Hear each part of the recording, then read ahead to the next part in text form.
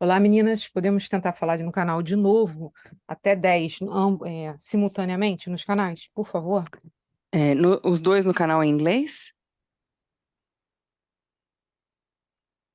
Não, não, simultaneamente, uma em cada canal, por favor.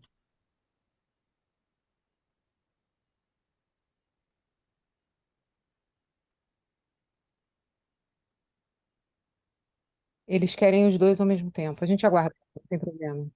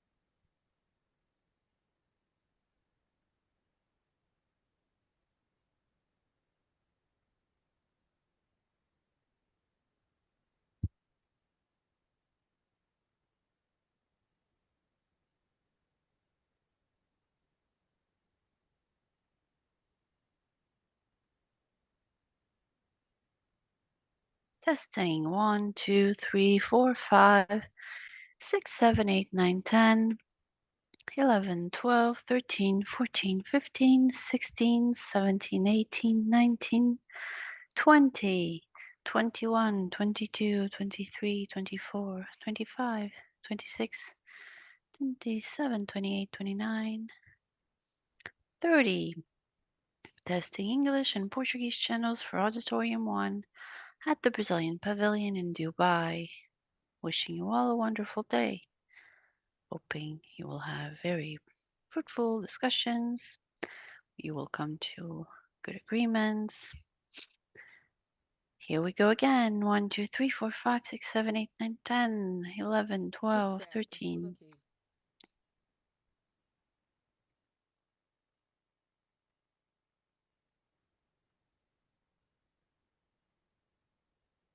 Só para as tradutoras. O que eles não estão conseguindo entender é que se eu falar no português e uma traduzir para o inglês, eles vão escutar de qualquer coisa, de qualquer forma o Chanel, o canal. Quando você aperta o canal de tradução no inglês, automaticamente o Flor passa a ser português. Então, assim, eu não entendo qual a dificuldade deles entenderem isso, entendeu?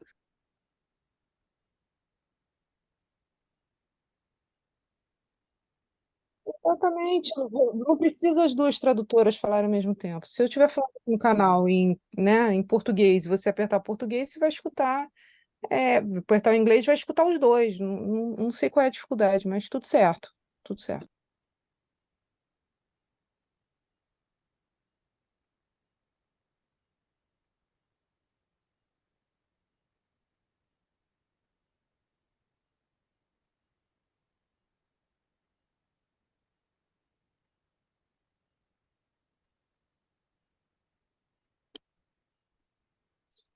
Boa, cara. Senhoras e senhores, bom dia. Sejam todos muito bem-vindos ao Dia da Indústria aqui no pavilhão do governo brasileiro. Daremos Ladies início. and gentlemen, be very welcome. We are going to start our panel, Carbon Strategy in the Industry Sector. So to cope with the increase in temperature limiting to 1.5 degrees until the end of the century, the countries having ratified the Paris Agreement have to comply with their ambitious targets to reduce their greenhouse gas emissions. In Brazil, the target is to reduce by 53% until 2030 and reach net zero by 2050. In order to contribute to such a challenge, the Brazilian industry has investing in technologies and initiatives that contribute to our country's development in addition to creating jobs, preserving natural assets. The main purpose of our panel today is to present solutions provided for by the industry that can help the government implement the programs and technology that are necessary so that the country can meet the targets undertaken in the scope of the NDC. Here with us today, we have the Executive Director of Igor Calvé, the Sustainability Director at JBS, the Executive Director at Consumption Assets and Corporate Relations, Luis Bueno, and also the President of the Federation of Industries in the state of Rondônia and President of Institute Amazônia 21, Marcelo Tomé, who will also be the moderator. President Tomé, you have the floor. Thank you very much, everyone. Good morning. Welcome to yet another day at COP28, where we're going to discuss the Brazilian industry. It's a beautiful opportunity to once again strengthen how much we've advanced in the sustainability agenda with a greater sustainable production. And today we will hear from three leaders from three different sectors that have been working very hard in this agenda with meaningful impact.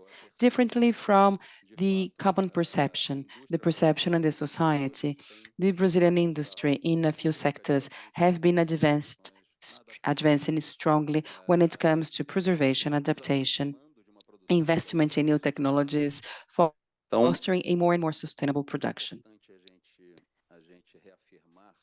It's important to acknowledge that the Brazilian industry needs to resume industrial production because we've been highly impacted by the pandemic and other issues that affected our economy and our production. So recovering productivity is one of the challenges our industry faces in Brazil. And in parallel to that, there is a national movement towards a neo-industrialization, as coined by Vice President Alckmin, but I prefer to use the term neo-industrialization. It's the same thing with different words. And the reality is that the challenges imposed to the production sector in order to resume productivity, combined with the need for investment in innovation and transition for a low-carbon economy, are amid the challenges we have to face. And that's the topic of our first panel. How can the Brazilian industry take position worldwide? Because the industry triggers innovation and transition, and globally we've seen such a movement because the sector that actually encourages the movement and delivers results is the industry at a global level. So first of all, I'd like to ask a question. Indústria é responsável pelo maior investimento em Into inovação. account that the industry accounts for the greatest investment in innovation and It is the sector that is capable of mobilizing other sectors towards transition and production engagement. In your opinion, how can Brazil encourage Começar com você, Luiz. and stimulate the Brazilian industry? First of all, I'd like to hear from you, Luiz. Bom dia a todos. Obrigado, Marcelo, pela apresentação e pela pergunta e principalmente pela oportunidade de poder conversar com todos os presentes aqui. A Suzano é uma empresa, It's a pleasure to be here to nós talk to all of you. somos o que nós chamamos de carbono negativo. Hoje nós emitimos menos do que nós sequestramos de carbono da atmosfera. We É uma empresa que nós já temos are actually 6 issuing milhões de less hectares than we are e consuming. reservas, né, em todo espalhadas pelos We vários biomas. have planted 2.6 million trees in reserves all over the country. Tem que reduzir o nosso nível de emissões ainda mais. And regardless of that, we have De reduzir 20% to reduce our pollution level and emission level even further. So we have the target of decreasing by 23% by nas nossas 2050. plantas, para que a gente tenha uma eficiência energética cada vez melhor.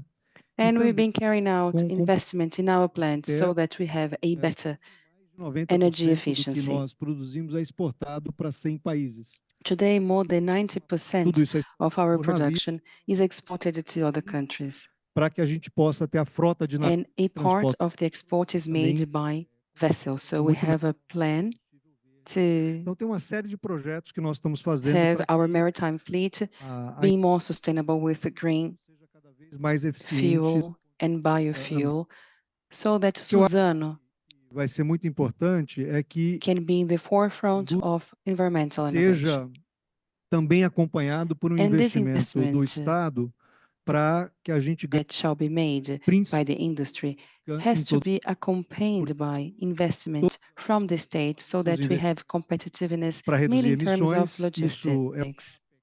All industries are gonna make their ser, own investments, so mas a gente a precisa considerable capex that will que be consiga ter ganhos committed de by produtividade para que the compense industries. And on the parte top of that, we needed to ensure productivity gains so that we can offset produtos cada part vez of this extra investment mais and com in a way that que we can maintain our ao competitiveness with que nós environmentally friendly products with que a also indústria competitiveness.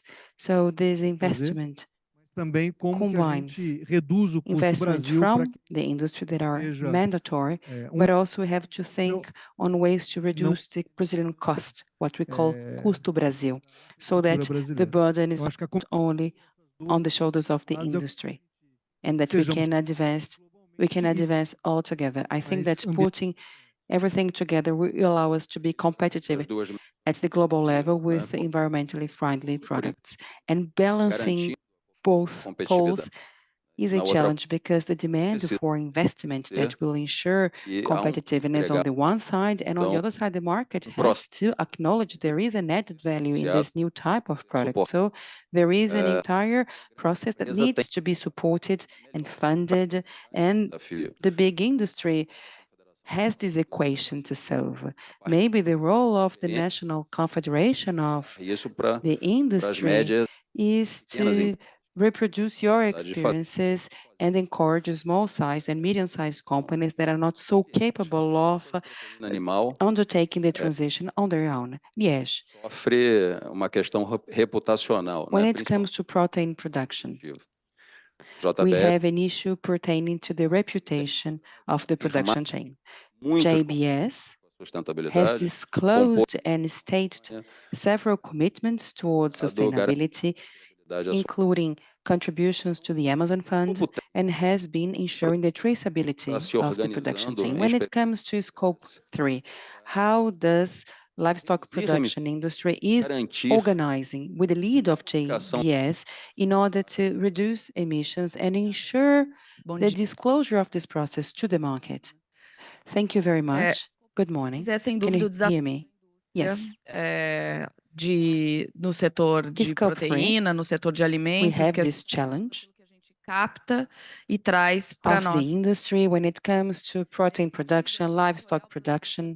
indústria, também como empresa, né? E And também we also should take into account that the producer is also part of the industry and is also part of the family, because these producers are quite often people who work with their families, and we have to bring knowledge to them. It is not enough to impose requirements and conditions for their production. We have to do some joint work, and in this sense, we've been encouraging producers to produce in a more sustainable manner with initiatives such as que nada mais é restorative livestock, regenerative agriculture, meaning the deles já fazem. preservation of the resources they have in their own properties. So Construiu aí we ao bring longo them de 2 anos technology, 20 escritórios and verdes. in the past 2 years, we created 20 green offices that regularize the situation Essa of these questão properties that do need to comply with environmental and forest regulation. And when it comes to the reputation, this is a very important issue, but when we showcase our environmental compliance, that's a very positive aspect. So we have the operation of the green offices, and on the top of that, we share technology and information. As I mentioned, in some farms, floresta, por exemplo, ou integração we lavoura. have integration between plowing, agriculture, and livestock. We also have agroforestry system for small-sized producers.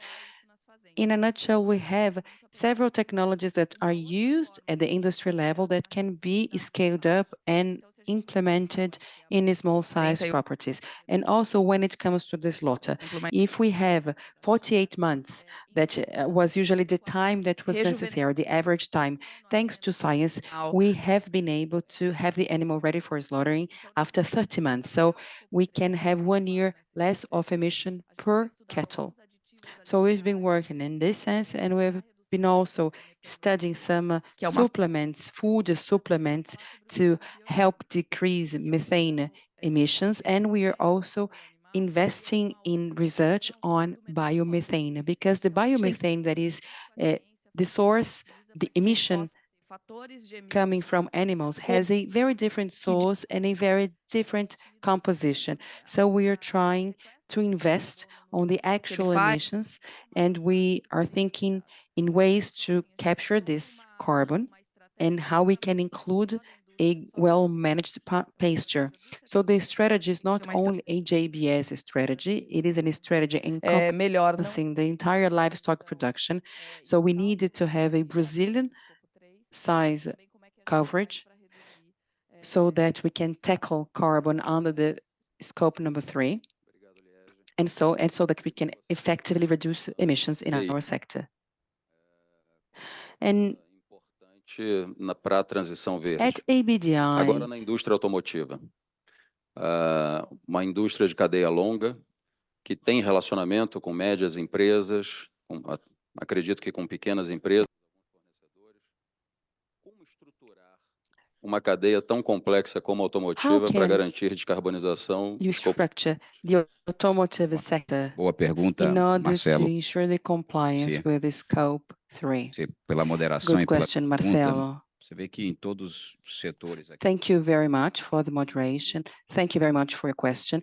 As you can see, e eu digo isso porque talvez o grande desafio seja o da coordenação e o da comunicação. maybe our challenge lies on the coordination and the communication of everything. Como você mencionou, a cadeia automotiva, ela é And this effort is part of this process. You mentioned the automotive sector, do que vai fazer vidro ou borracha, que é parte do carro, plásticos. Nós contabilizamos na Anfávia como um setor como um todo, acho que por volta aí do setor inteiro de 98 mil fornecedores, para você ter uma ideia. Isso tudo, empresas também pequenas, né, os tiers vão subindo, mas médias e grandes empresas também, sistemistas, até chegar na montadora. And this all the way to the car makers. A lot of things have been happening as for animal food production, but also transportation sector is seen as a great pollutant. But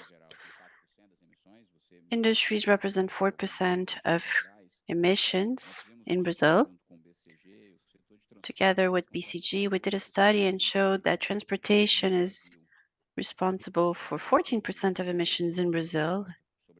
And here I'm not looking at car manufacturing, I'm looking mostly at transportation, road transportation. And you might say, oh, 14% isn't that much, but it doesn't matter because there's a lot that that can be done and should be done if we compare to the United States or Europe. If it's 14% in Brazil, well, it's 30% transportation. 30% of emissions comes from transportation in the United States. In Europe, it's about 20-something. So there's a lot that needs to be done and that could be done.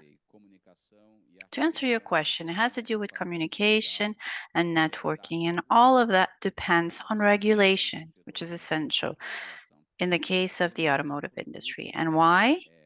Because our product, cars, trucks,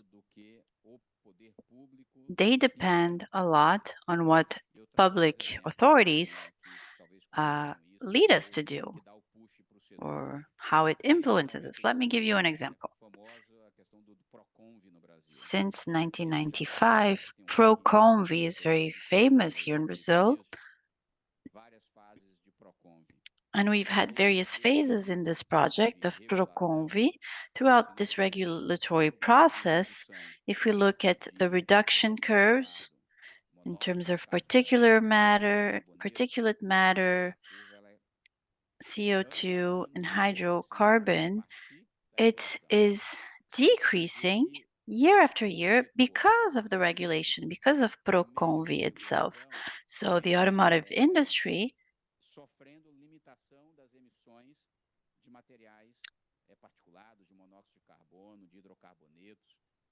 they've been able to reduce all these emissions with time thanks to regulation. So regulation has a very important role in that context of being able to coordinate the entire chain. In order to reduce carbon monoxide, I need the entire chain to help me. In technological development, we need everyone to be committed to doing it, to getting there. So regulation is what drives this process for the manufacturing chain. And some people don't realize it, so we need to better communicate. We have to do a better job at communicating. You have to do a better job at communicating, and we have to provide evidence. We rarely communicate what Brazil has been doing and what our industrial sector has been doing. And when we go to these international fora, it's very important to have good communication. Another aspect is energy efficiency. There is a limitation there in terms of the gains. We had a limitation that was set by the last regulation in terms of megajoules per kilometer, and all have a limitation, but they're not necessarily linked to CO2 emissions. So I think in terms of these public policies, we need to somehow not only monitor it, but also address it. So just to make it short, regulation is going to come first, then coordination, then communication. So this brings me to a second round of questions. I'm highly concerned about the pressure Brazil is suffering in terms of increasing its climate ambitions. But Brazil is going to have to face lots of challenges, infrastructure, and basic challenges such as sanitation. So things we should have gotten over, but we haven't. And now we're being asked to be very ambitious in terms of our climate goals, but we are still stuck with some problems that have been lasting for 2 centuries, namely sanitation. So we need good governance and we need the engagement of all stakeholders, and the role of the government here is essential because the industry cannot be asked to deliver based on an ambition that we have already set.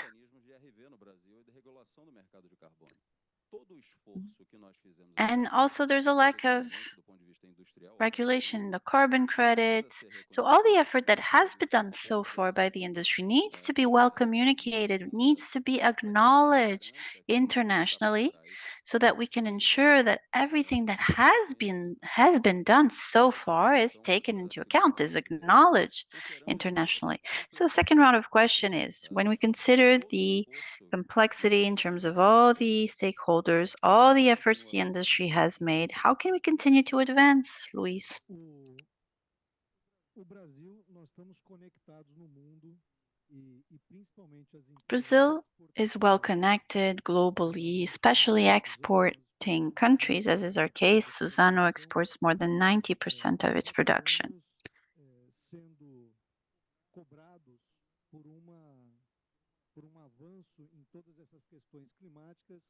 And we end up having to meet certain requirements in terms of climate, regardless of whether we're really able to advance it internally, because we're selling global commodities. So there is a comparison between all global producers, and we have to meet a series of international ambitions. A lot of them are established by governments and other by consumers, actually, because they have been setting the path to a new consumption model. And Europe is leading a series of regulations in that sense that require us to develop a lot as a country to be able to be competitive globally when we export our products. So Brazil needs to look at what happens between government, federal government, states, and the private initiative, and have it very well connected, linked, so we can set priorities. And I agree with you, very positive things have happened in Brazil, but they're not well communicated. So we could be leading the climate discussions, the environmental discussions, because a lot of things have been done very well in Brazil, but we need to communicate better. However, this is a joint responsibility. Both the government and the private sector have to come together and change the perception of how things are done in Brazil, especially in terms of the energy mix. We have one of the cleanest energy mix in the world, and very few know about it. So the collective effort that will allow us to help communicate better and change the image of Brazil and show how Brazil is making this topic as a priority is essential if we want to keep our products competitive globally.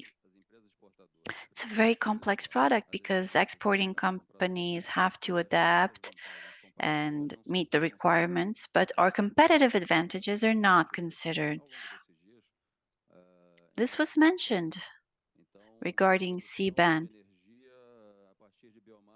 So being able to produce energy from biomass. Well, CBAM in the European Union doesn't recognize it. So the advantage of having a very clean energy mix is not recognized. However, in terms of the requirements that we have to meet for the consumer market, then we have to be there and we have to be able to meet all of them. JBS is an exporting company. It exports to many different countries, including countries that are very different from each other. How can we advance in decarbonization, especially when you look at a company that in terms of logistics has a specific effort that is made in that sense? How can we develop JBS? What's your position? Well, beyond the project, we want to reach net zero by 2040. We're very ambitious, so 10 years before the overall target. But we've been seeing in the news that we really need to advance, not only as a company, but as a country, and the world needs to progress. So there's lots of people who even discredit these targets, the fact that we will not be able to get to them by 2050. We've already seen climate change affect us now, so it's no longer about projects or plans, it's a reality. In that sense, we've been working to try and reach net zero. So in scope 1 and 2, transport and energy, we've already covered all our waste deposits and try to capture biomethane. We've been testing projects using this biomethane as a fuel for our trucks. We have a fleet of electric trucks as well to deliver our products in cities. And of course, this is challenging. There are limitations. I think science has reached a point where it needs more resource, more investment so we can advance in decarbonization. So the industry usually talks about this topic as being something of us against them, but we're all on the same boat and we need to advance together. We need to get together with our competitors, find common solutions, and work with science to find options, alternatives. For example, electric trucks. Brazil has a clean energy mix, so we can supply clean energy to these trucks. But what about the disposal of the batteries, the solar panels, etc.? It's not enough to just have a clean energy mix. We need to have projects that allow us to also look at the waste that we generate and how we're going to recycle, reuse, dispose, etc. So we've been investing in science in various projects. We're testing everything that comes up in terms of new ideas. We see it as a challenge. We take it to the industry. We see if we're able to scale up, because it's useless if it's a solution just for us, JBS. It has to be a sector level solution for the entire country. So we're investing a lot in scalability for scopes 1 and 2, which is what we need to do inside our country, but also scope 3, producing support to rural producers. We have more than 70,000 producers we support, but Brazil has 6.5 million rural producers, so we need to support our 70,000, but also look at all of the rural producers and how they can advance. Yes, you mentioned electrification of our fleet. How is the sector looking at this? Europe sees it as a solution to all of our problems.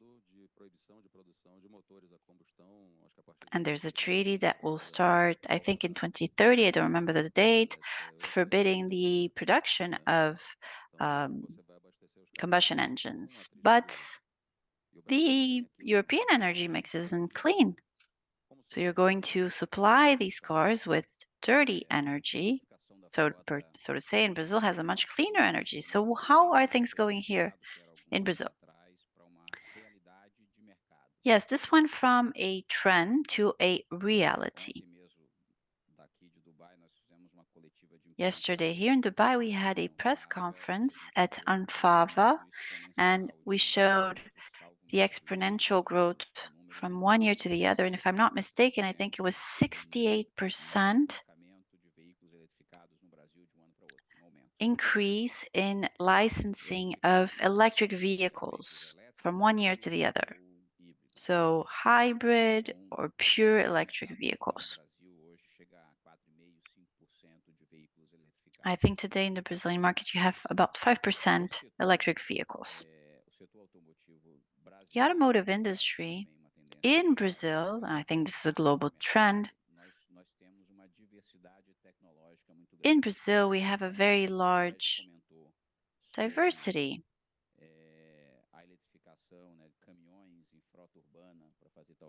So electrification,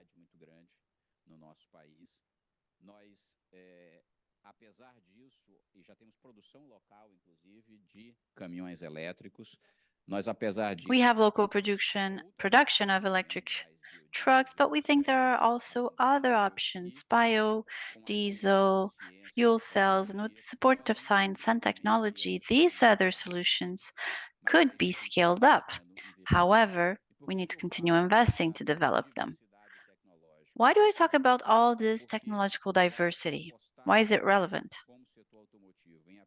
Because I think if the automotive industry chooses just one route, one technology, you might inhibit solutions from being developed that are more sustainable, not only for Brazil, but for the entire world.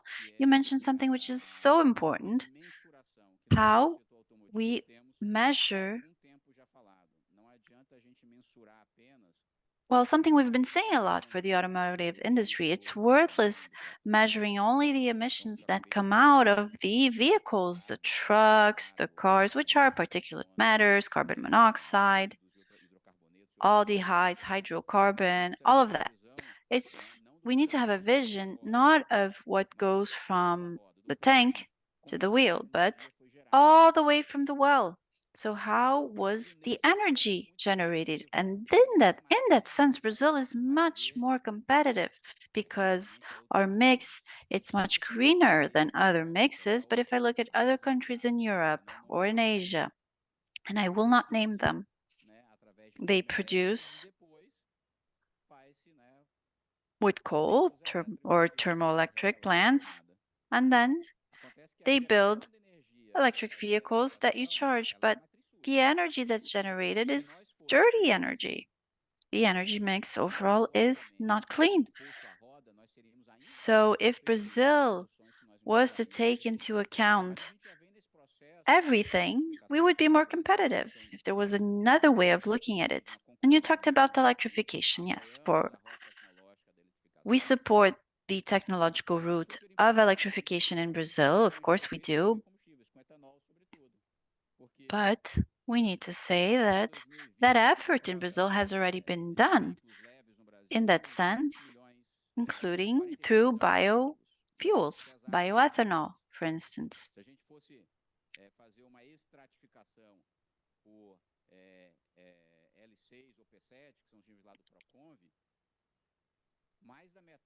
If we're going to divide our fleet, more than half of it is great in terms of emission. About 90% of the trucks, of the vehicles, already use flex vehicles and use a lot of ethanol. So for a city of São Paulo, for instance, can you imagine it 5 years ago with 5 times less cars, and today with 20 years ago, and today with 5 times more fleet? The difference is perceptible in terms of emission because the product improved a lot, not only because of electrification, but all the developments that the sector had during these 20 years, during this time. So electrification is one path which the automotive industry globally has bet on, but we need to improve the way in which we measure all the way from when the energy or all the way from the well to the wheel. The low carbon strategy for the automotive industry has been focused on 2 pillars: the idea of circular economy, being able to mobilize our chain and look at disposal, etc., as well as energy transition, because we're part of the process of changing what's going to drive our cars in the future. We need to be involved in that process. I agree. To advance electrification, we have a bottleneck, which is the supply of all these cars. But in the case of biofuels, we're ready. RenovaBio, an important law and public policy here in Brazil, it's just a huge success story. It has been able to decarbonize the sector. It has been able to improve primary production, to develop very avant-garde technology, because I went to a corn production plant and visited, and it was amazing what they used to have as waste. They're able to produce ethanol, they're able to produce animal feed. It's wonderful, they use it all. So in terms of what we need to do, I think we need good governance, as RenovaBio is an excellent example.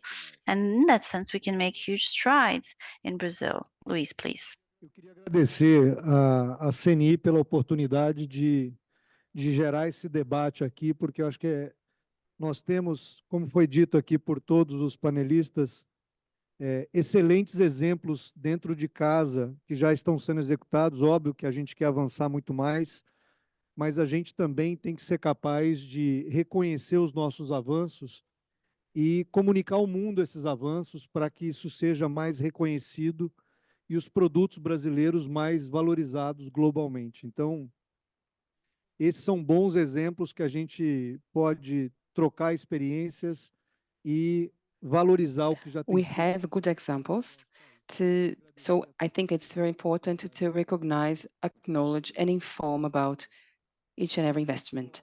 Thank you. I would like to thank you for the invitation, and as a final message, taking advantage of the opportunity, we are at a COP, at an Arabian country, so I invite you to walk around, to get to know different cultures, different narratives, different speeches, so that we can gather a lot of inspiration and that we can bring new ideas and new technologies to Brazil. Let's be open to hear. Of course, that we come here to share our experiences, to tell about what we've done, but it's also very important to hear from other countries, from other sectors, and also including inside Brazil, listen to different ideas because sometimes we discuss among ourselves, we are very much aligned, we have the same line of thinking.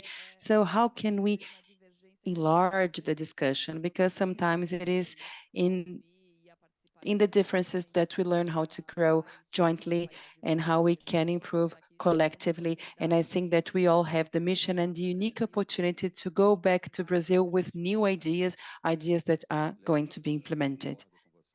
Thank you, and I agree with you. The National Confederation of the Industry had the initiative of creating a pavilion where we could have a discussion on the Brazilian industrial agenda, on the low carbon agenda, transition agenda, and it's the first time CNI does so. So when it comes to communication, I think we've also advanced and we are trying to mobilize the Brazilian industrial sector to try and discuss what's being done here at the COP and trying to be confronted with the different ideas as well, because I agree that's how we are going to build new solutions and also how we are also going to be able to demystify this idea that Brazil does not know how to produce sustainably, and we do know how to do it. Thank you, Marcelo. Thank you, CNI, Apex, the presidents here present as well. I would like to thank my fellow panelists, and I would like to say that when it comes to demystifying our production, this is indeed very important, and maybe in this effort of communication and networking, CNI should try to put all these initiatives together. I am speaking on behalf of the automotive sector, we heard from the livestock sector, but we are independent from each other. They might use my products, I use their products as well, but individually we have things to say. So maybe CNI will tie us together and find what is common, because we have this perception that there is no industrial mobilization towards sustainability, but if we can better communicate and coordinate, we can put our efforts together and show how much interconnected they are at the end of the day. So thank you very much. And here is my suggestion for you. I accept your suggestion. So I'd like to invite you to continue with us, because maybe we don't have a national industrial mobilization towards sustainability, but we do have a mobilization towards the Amazon. We are going to hear from Jorge Viana, the president of Apex and Amazonian, and my very dear friend. And we are also going to hear from the president of CNI, who will close the morning session on the industry, on the Brazilian industry. Thank you very much, the three of you, for your presence and for sharing your experiences. Thank you. Thank you very much, everyone. President Marcelo, please come to the stage. You will be talking about the Institute Amazon Plus 21. The Institute Amazônia Mais 21 is an organization of the civil society with the support from CNI and the the Federation of Industry in 9 states of the Amazon.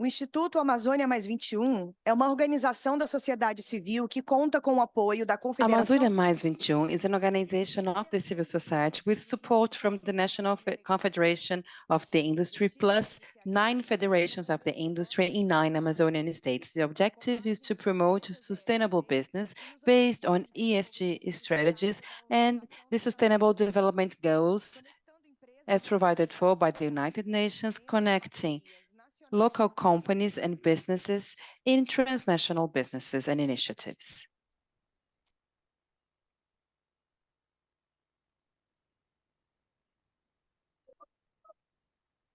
Solicitamos ao presidente da Federação da Indústria do Estado de We invite the president of the State Federation of Rondônia to join us on the stage.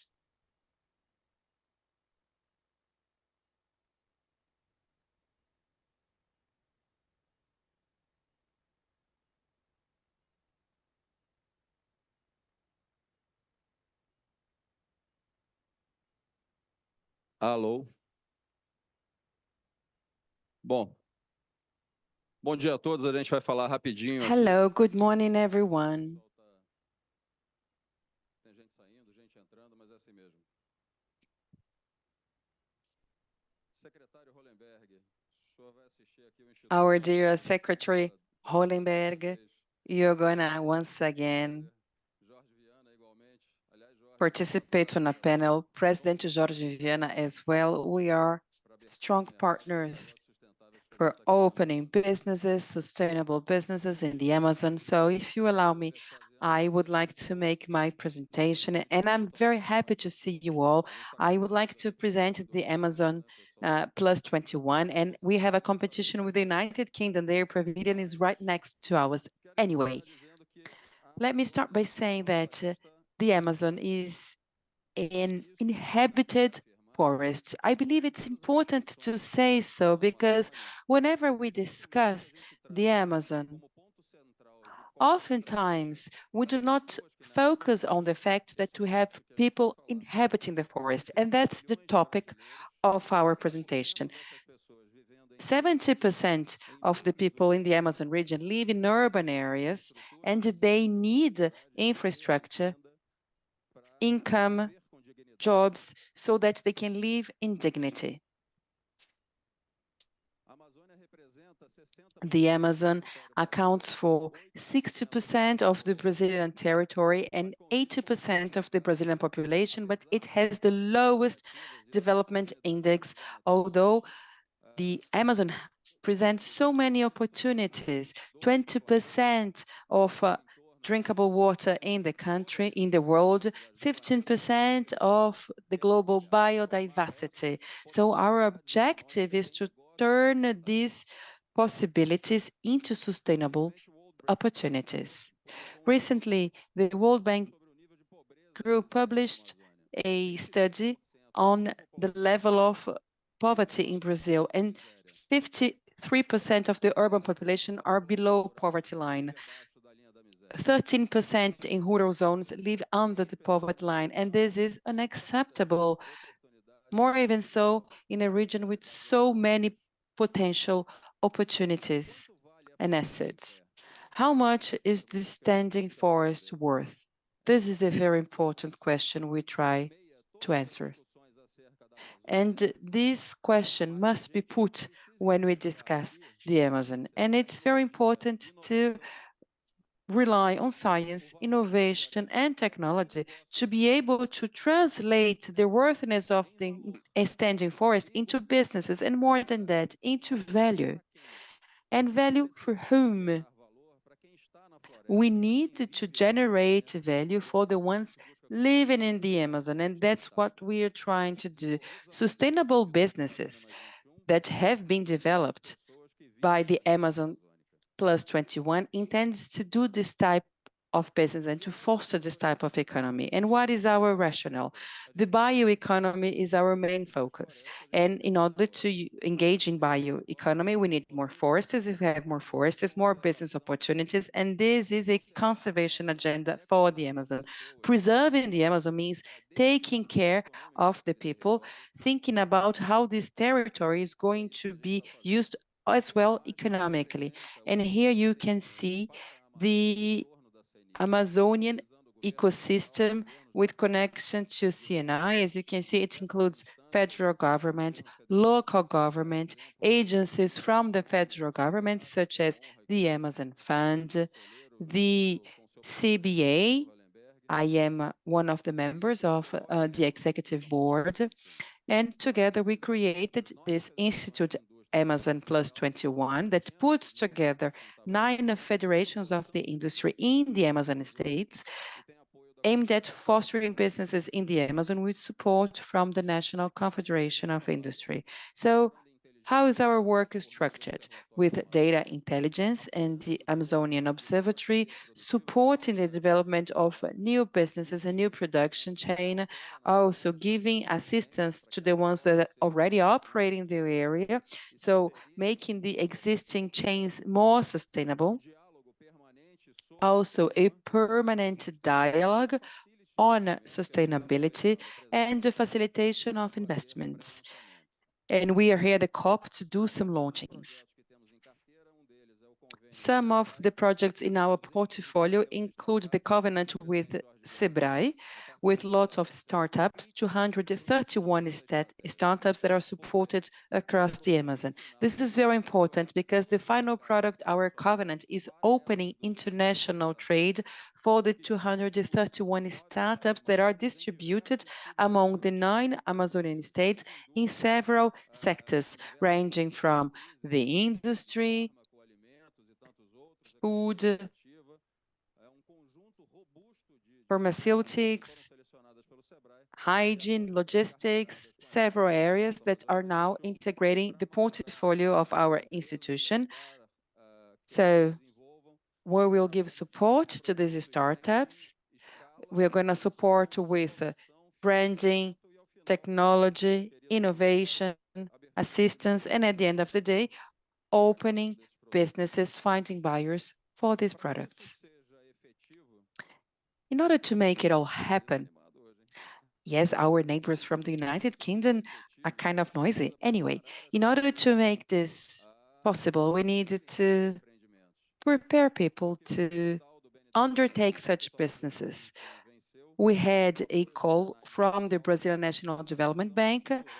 We participated with our institute, and we are actually fostering training itinerary. So basically professional and technological education in bioeconomy. It means preparing people so that they can occupy the positions that will open up thanks to these new businesses being carried out in the Amazon.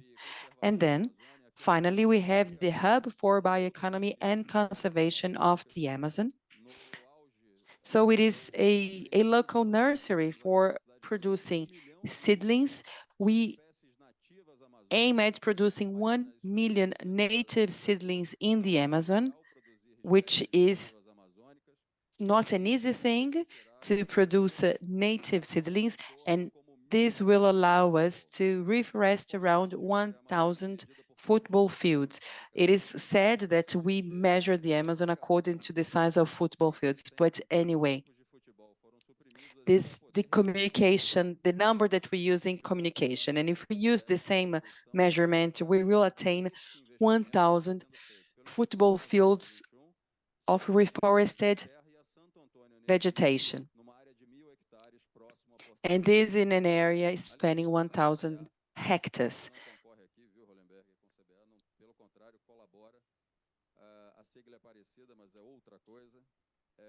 You have some acronyms in here, as you can see, but we are also going to have the fostering of agricultural farming and family agriculture. Finally, we have investment facilities. All the sectors that you can find here are connected with the industry. When we talk about water, we also mention sanitation, bioeconomy, industry. On the top of that, during these 1.5 years, we realized our agenda cannot be sectorial only. It also needs to be territorial. We have to add the Amazon develop itself. Because in the Amazon, you don't have a balance between water, solid waste treatment, public lighting, sanitation, sewage. Many cities in the Amazon are still in the 19th century, so we really need to help the cities overcome this situation. And we invite you all to partner with us. We invite the companies, the governments, investment funds, through public companies, public banks, to partner with us so that together we can propose bold projects that unlock private capital for sustainable undertakings. We are available to talk to you. Please join us on this journey. Here you can see some of our institutional partners. And you can see the National Confederation is the big maintainer of this institution and this project. So thank you very much for your attention.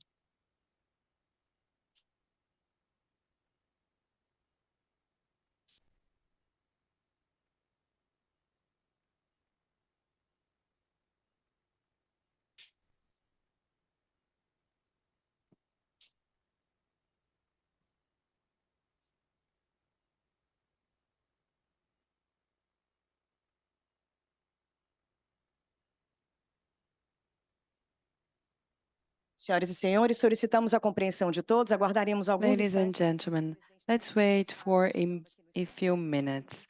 The president of the National Confederation of Industry is about to arrive, and he will close our panel. Thank you.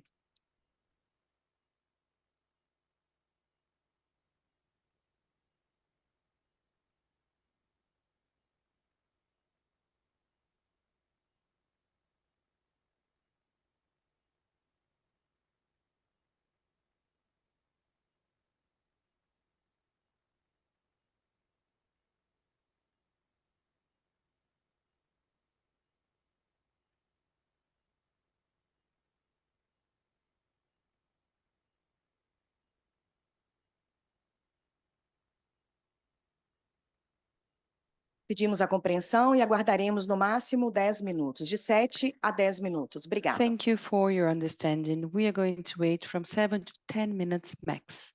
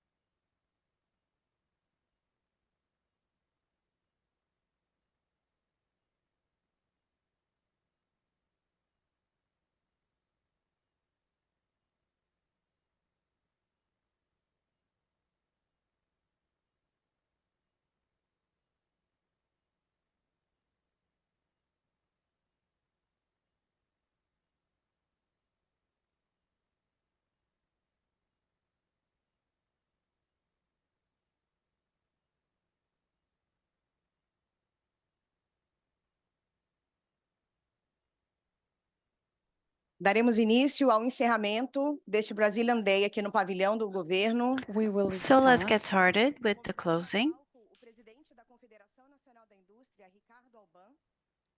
Well, let's invite the president of the National Confederation of Industry, the president of Apex, Jorge Viana, the first vice Veneziano Vital do Rego.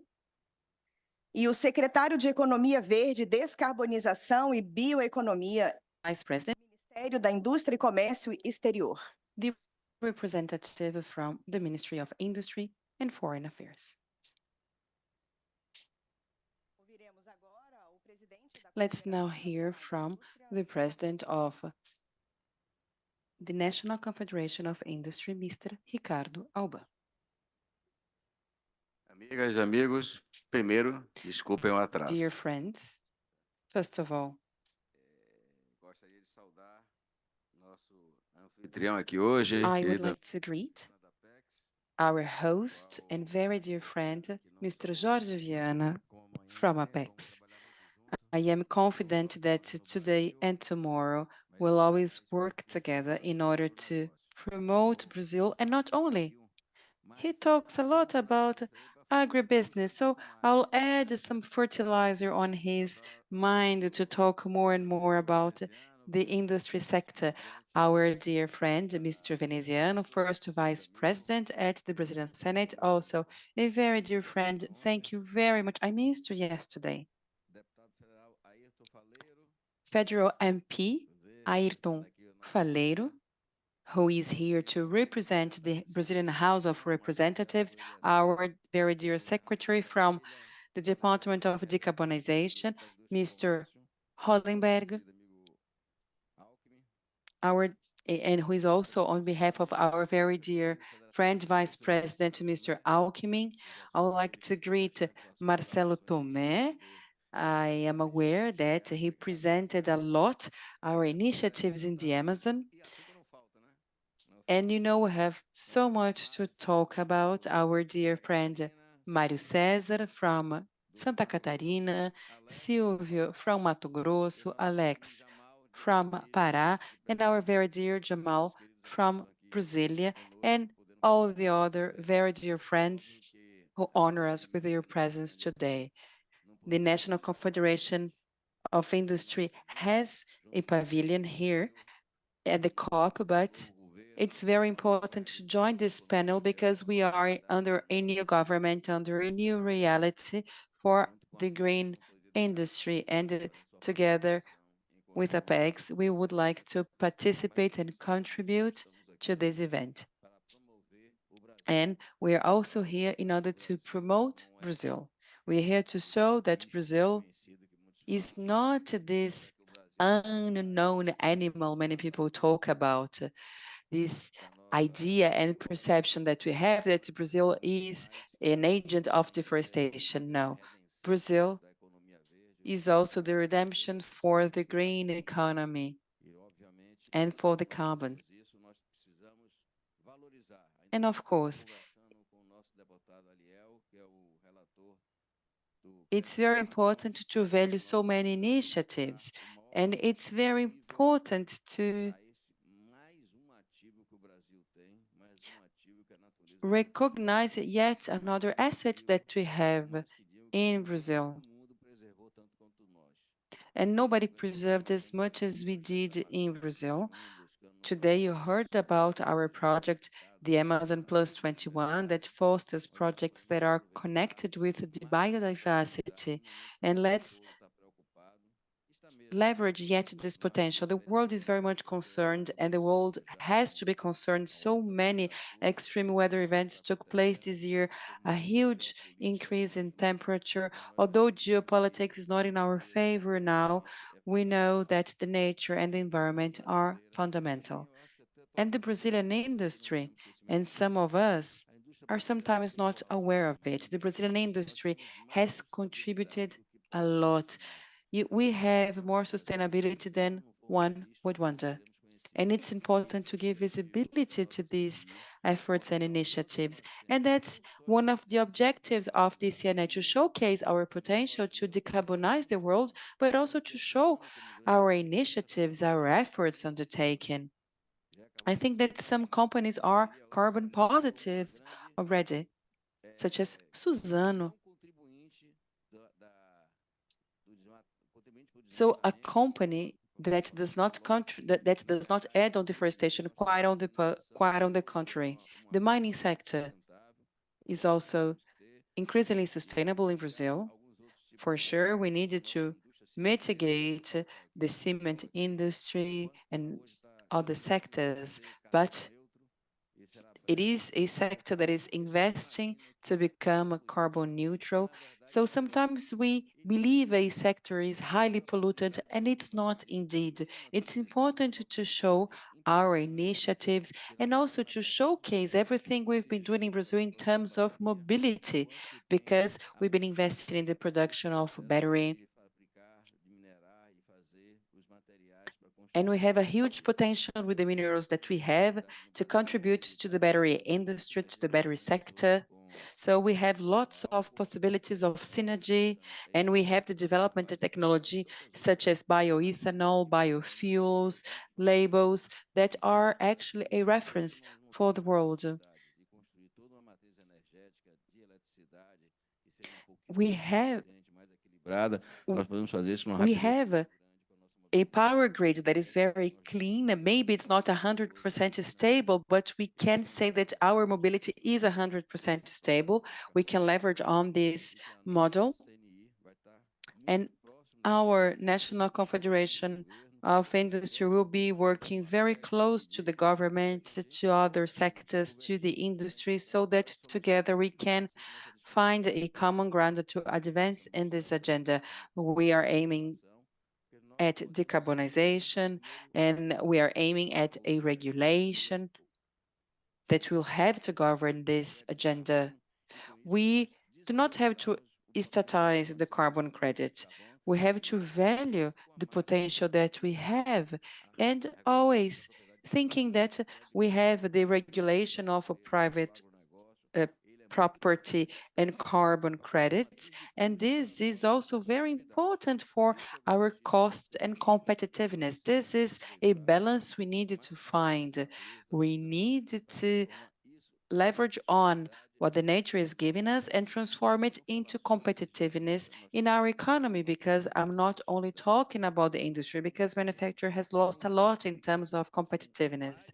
But today we have several opportunities so that we can improve our global competitiveness. And regardless of the Brazilian cost, but it's so important to mitigate this 1.3 trillion reais, which is the amount assessed as the cost, custo Brasil, the Brazilian cost.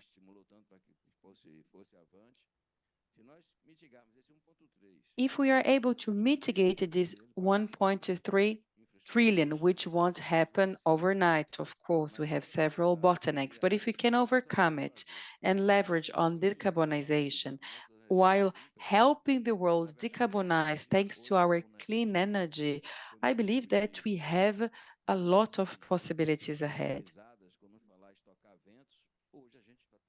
You know, in the past, people made fun of us, saying that we are stocking wind, and indeed, we are stocking wind with wind energy, solar energy. We are stocking renewable energy, and we have to take advantage of this scenario, and it has to be done internally as well. You know, Jorge, you know, Mr. Hollenberg, all the investment that has been done for the green hydrogen production has to be interconnected with the decarbonization agenda, so that we do not lose in terms of competitiveness in our manufacturing production sector.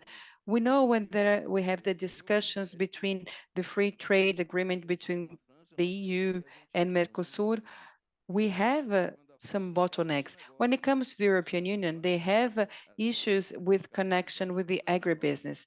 And if we're able to decarbonize certain sectors, we will be able to also demand the traceability from French producers. So we have to undertake this commitment. We have to decarbonize our economy so that we won't lose competitiveness. And in the European market, the green hydrogen must be traced. And sometimes their hydrogen production comes from sources that are not clean. So these might hamper the decarbonization agenda. So for us, it's very important to leverage on offshore renewable energies because these allow us to decarbonize our economy and have dedicated transmission lines capable of mitigating non-clean energy and allowing us to export our green hydrogen. So we have to take everything into account and pay attention not to put at risk our own economy. We have to be totally decarbonized and not limited in the international market. In the past, we talked about globalization. This concept is being revisited, but we should not be limiting the international trade. We are now reassessing production chains, strategic stakeholders, so we must be paying attention to this shift because maybe the ones that are losing market are taking measures, are trying to undertake certain strategies such as dumping, aggressive strategies. So we need to do our homework. And I'm confident that with the current government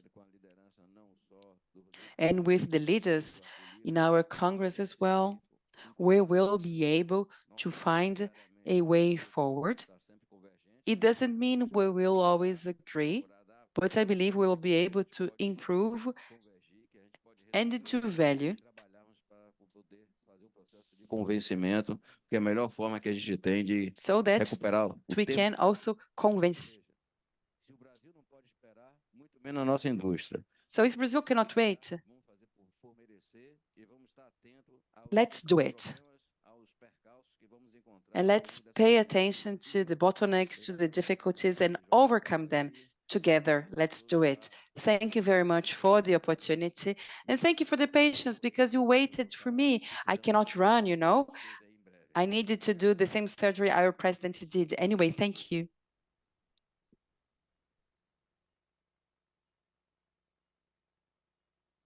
Obrigada, presidente Alban. Convidamos agora. Thank you very much, President Alban. Now we would like to call Jorge Viana, President of Apex Brazil. Bem, gente, vou falar aqui que acho que é pouco melhor. Mais uma vez nós estamos compartilhando. I'm going to speak from here. I think it's better. Once again, here we are, and we're sharing the space at COP. Everything is shared space, and the British, they're on a roll today.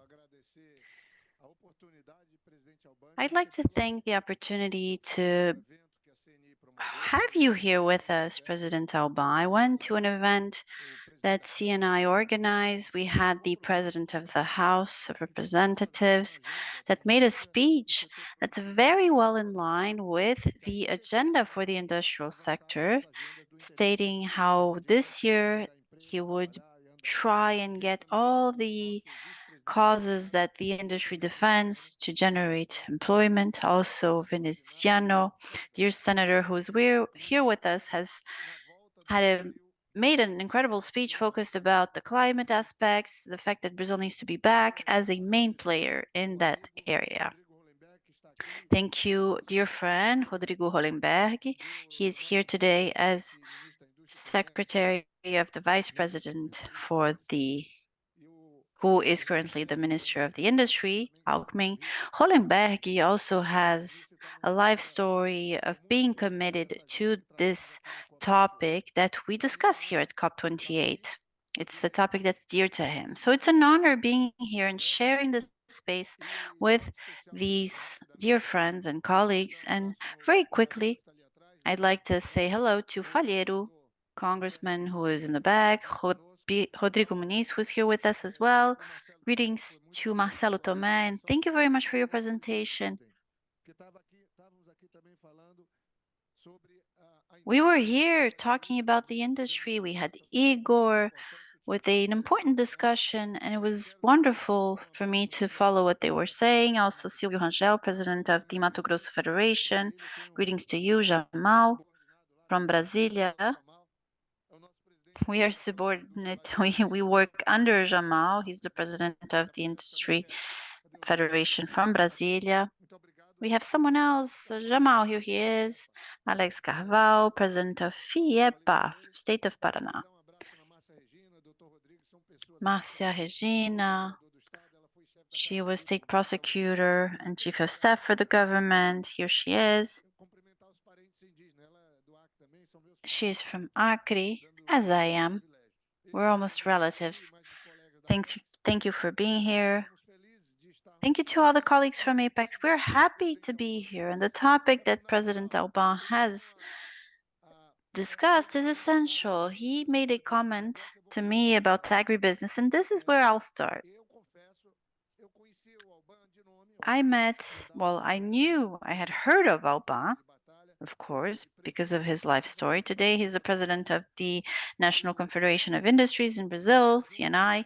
We were together in Germany in an event, an extraordinary event organized by the Brazilian Embassy, Foreign Ministry, and APEX, and he was there as a partner of the German Confederation of Industry, and President Lula went to close the event. It had been 8 years since Brazil had set up some kind of business meeting between Brazil and the most industrialized economy in Europe, Germany, which means opportunities that were lost, of course, and those now we're back. Of course, the president came to us and asked us to organize an event in Riyadh. So we went there. Then we went to Doha in Qatar. We had another event, a business event. Then we came here with the president for 2 days. Then we went to Germany with the president. We came back here, and then tomorrow I'm going home. I'm going home with President Oba.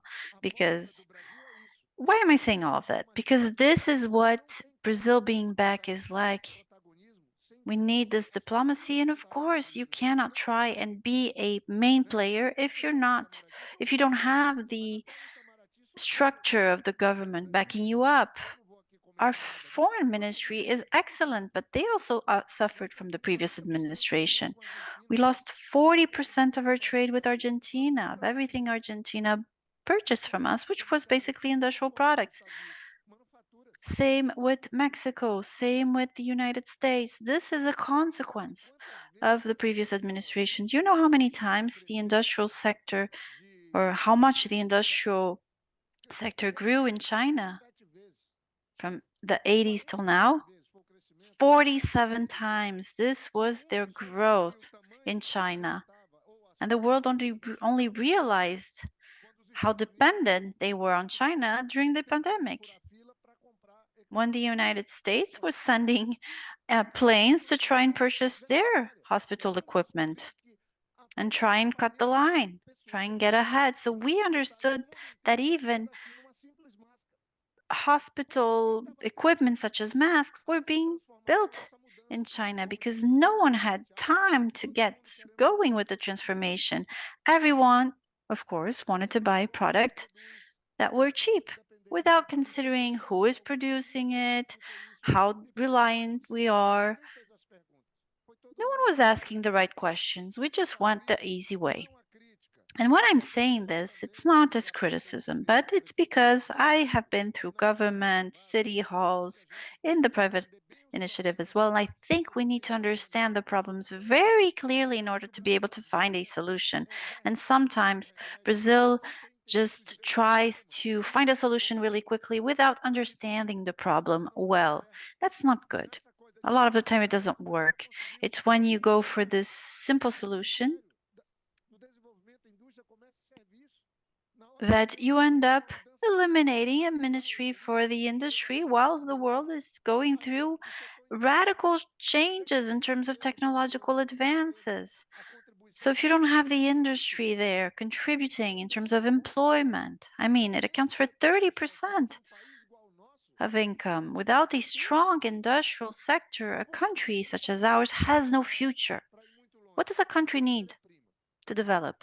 Raw materials, lots of them, and we have a huge competitive advantage in that sense. What do we need to go even further? Energy. And today, renewable energy. What country is a reference, globally speaking, in terms of abundant renewable energy? Brazil. So what's the meaning behind not having a robust strategy for our industry? It makes no sense. I'm not saying we need to stop, but I'm saying we need to have a clear strategy. So when I look at the figures, they're strong figures, Senator, but I think it's good for us to keep them in mind. So taxes for the industry are about 29%. It's 11% of GDP. This is what people think, but it was more like 20% GDP. And I think we need to make studies. I started growing coffee. I'm a small coffee producer, and I started growing coffee there. This was land that I got from my father. I have 40 hectares, and I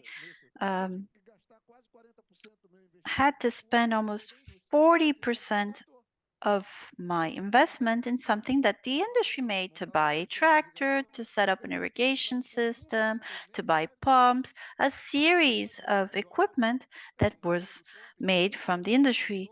And someone could say, oh, well, he's from agribusiness. Is he a small producer? That's not the point. The point is I had to spend 40% of my investment on industrial equipment. So the industrial sector is a main sector, but do we really understand this as a country? Does Brazil has a development plan for the industry, such as Plano Safra, our crop plan? I don't think we do.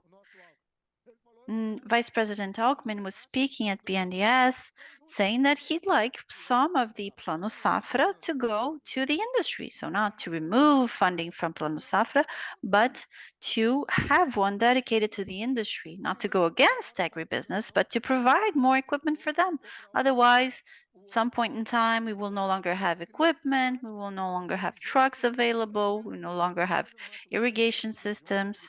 Now with climate change, irrigation is very serious. A lot of these producers had issues because of a lack of rain. So it's essential for us to advance. I don't know if you're aware.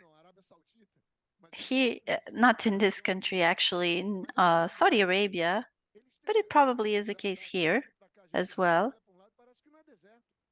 When you're looking around, it doesn't seem like it's desert, and this is due to irrigation, heavy industrial development, being able to desalinize seawater. I was in Israel right before the attacks started, and they're able to get it done. It's quite amazing. Brazil has to develop its industry. We need, if we don't have the rain when we need it, when we're planting soil, then you'll have problems. It's the same with my little coffee production. I'm pretty calm about it because I have a good irrigation system. But if I hadn't, then I wouldn't be able to produce. I would have had a huge loss. So why am I saying all of this? When I talked about growth of the industrial sector globally, the United States, its industry grew a lot. The American industry grew a lot from the 80s to today. But we have to look at our country and what it's doing. That's the problem. I think a country looked away at this opportunity. We had meetings in the Caribbean. And in order to supply our neighbors, Brazil needs to develop. But despite the competitive advantage, the fact that we have all our neighbors who rely on us, I think the sector needs to have a clear strategy, which is why I was so glad to hear Lula say he would have a Ministry for Industry and Trade. Apex came from the Ministry of Industry. We used to be a department from SEBRAE. We work with incentives to exports, and then President Lula, back in 2003, created Apex in the format it has today, so with funding, its own autonomy in terms of management. And today we are the agency that works with 14,000 companies. We support 14,000 companies. Now we're working within Brazil, but also abroad. So these situations show us that if we hadn't had a Ministry for Industry and Trade, we would probably not have an agency such as Apex, which is so important in advancing our country. Let me give you some figures. From 1980 to 2020, the United States more than doubled their industrial sector.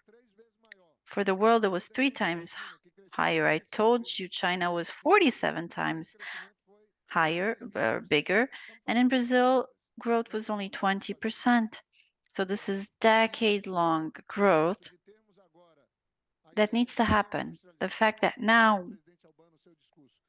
we have this idea of new industrialization, so not re-industrializing, but incorporating in the industry the current contexts and what we can do today. And if we do that, then we will be ahead.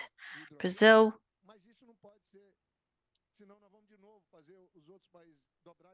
shouldn't just export what it develops, otherwise they will be the ones with the growth and we will be left behind. I see people from Suzano here. I've talked to Paulo Tung a lot. I went and visited Suzano and I was with them in Shanghai. It's amazing what they've done. It's the cellulose industry that's grown the most in Brazil so far. It's going to increase 50%.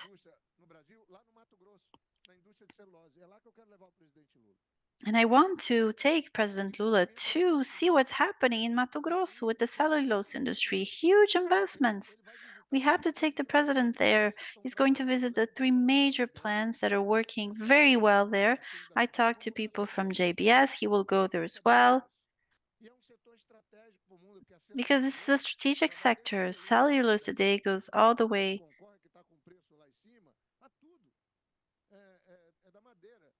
actually, it's in everything.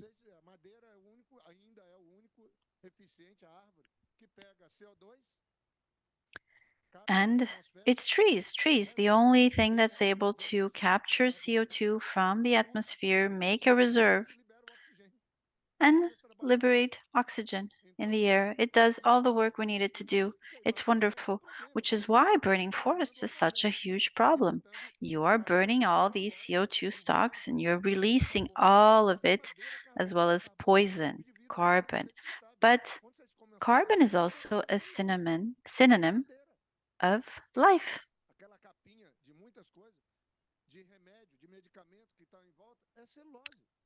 Cellulose is used in so many things. Sometimes it wraps sausages, also in medicine. Why? Because it's synonym of life. Life is contained within carbon, within cellulose. So it's very interesting, the work they've developed. But very few people know about it. The private sector is working on it because it's seen all the opportunities in Suzano as well.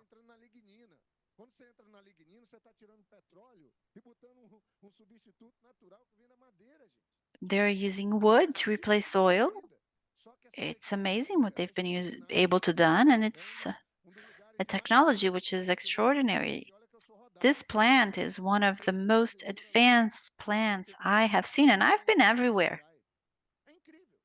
It's amazing what they can do. The clothing they're making from cotton.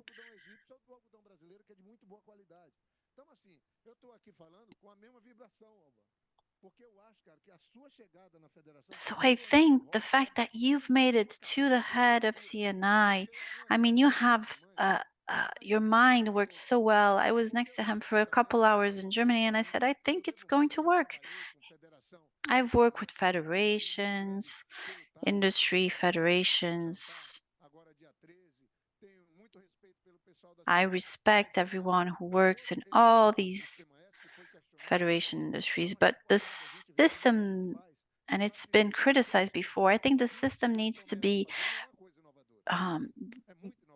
reviewed or shaken up a little bit so we can get it going, we can get it working better.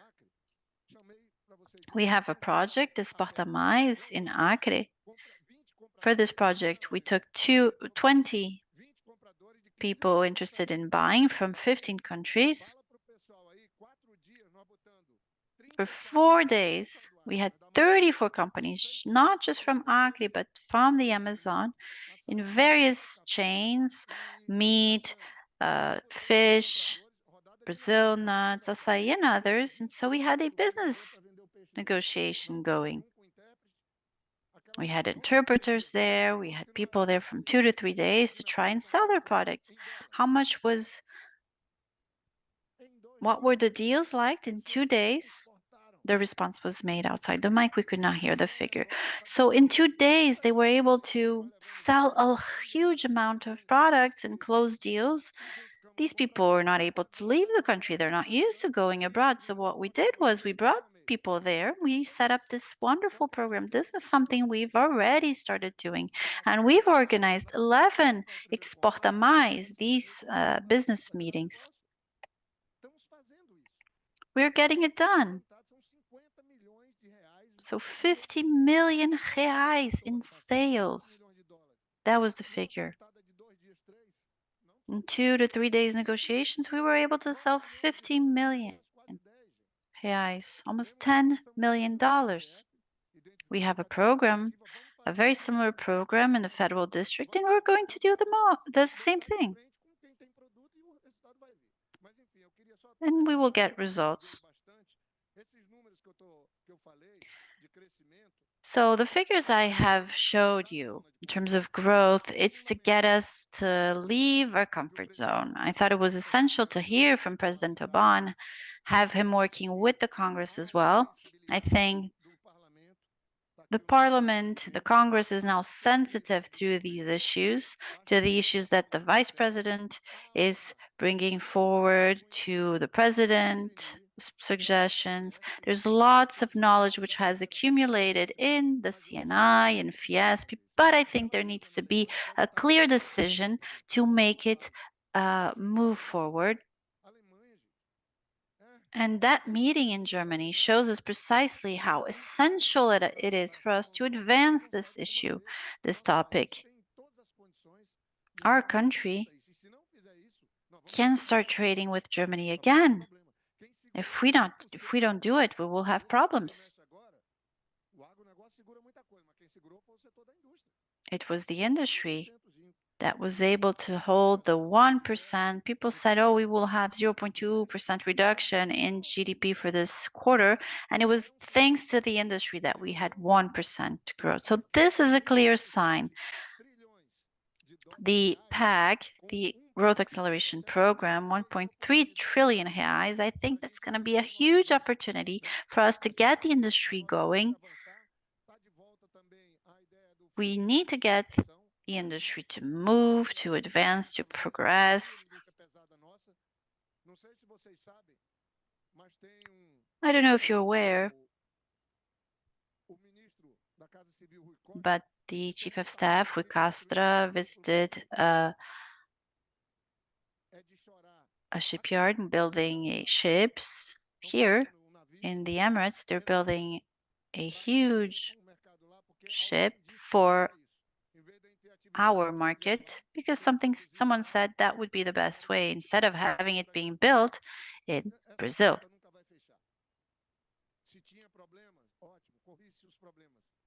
And if we had problems back there in building these vessels, okay, then we need to settle these problems, but we shouldn't export the construction of our ships to another country. So I would like to close. I don't know what you thought, but maybe we could hear from 3 or 4 people, starting with whomever wants. But thank you very much for being here. It's my last day here at COP, but the Apex team will be here, and it's CNI is here as well, represented.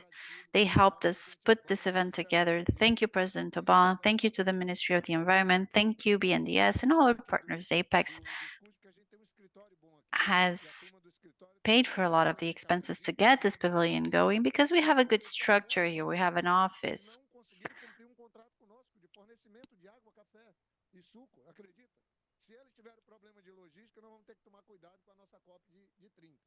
They had logistics problem here in Dubai. They couldn't supply coffee, water, all of that. So if they had problems, then we need to be very careful with COP30 in Brazil. But I'm sure we will make it. We will get there. Brazil is going to have huge prosperity now that Lula has brought with him a new dynamic, a new development for our country. Thank you very much. Muito obrigada a todos pela presença e fiquem com a programação do pavilhão da Apex. Obrigada, boa tarde.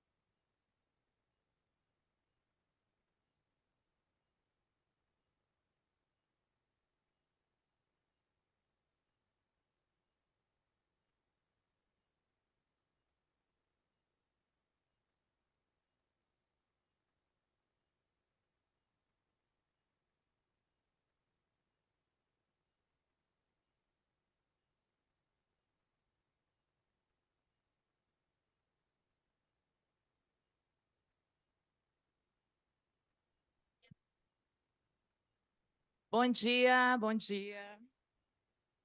Good morning. Alô?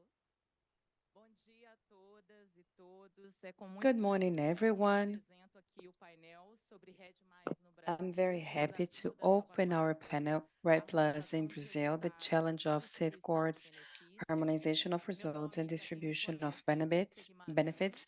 My name is Letícia Guimarães. I work at PNUD, UNDP. I've worked vastly with RED. Pelo Now MMA, I'm working with the carbon painel com market pessoas at UNDP, and I was invited by the Ministry of the Environment to be the moderator of this panel that will bring together different perspectives. We are going to hear from Raoni Rajão, representative of the Ministry of the Environment. Red pelo Ministério do Meio Ambiente. Raoni leads the RED agenda at the Ministry of the Environment. Raoni, Brazil reduced by 22% its deforestation rate, which is a joy for Brazil and for the world. Could you please tell me about how does the government see deforestation reduction and RED, and what are the CONA-RED perspectives? Muito obrigado, Good morning, Letícia, everyone. todos por ter aceito aqui o Thank you convite do very Ministério do Meio Ambiente. much, Letícia.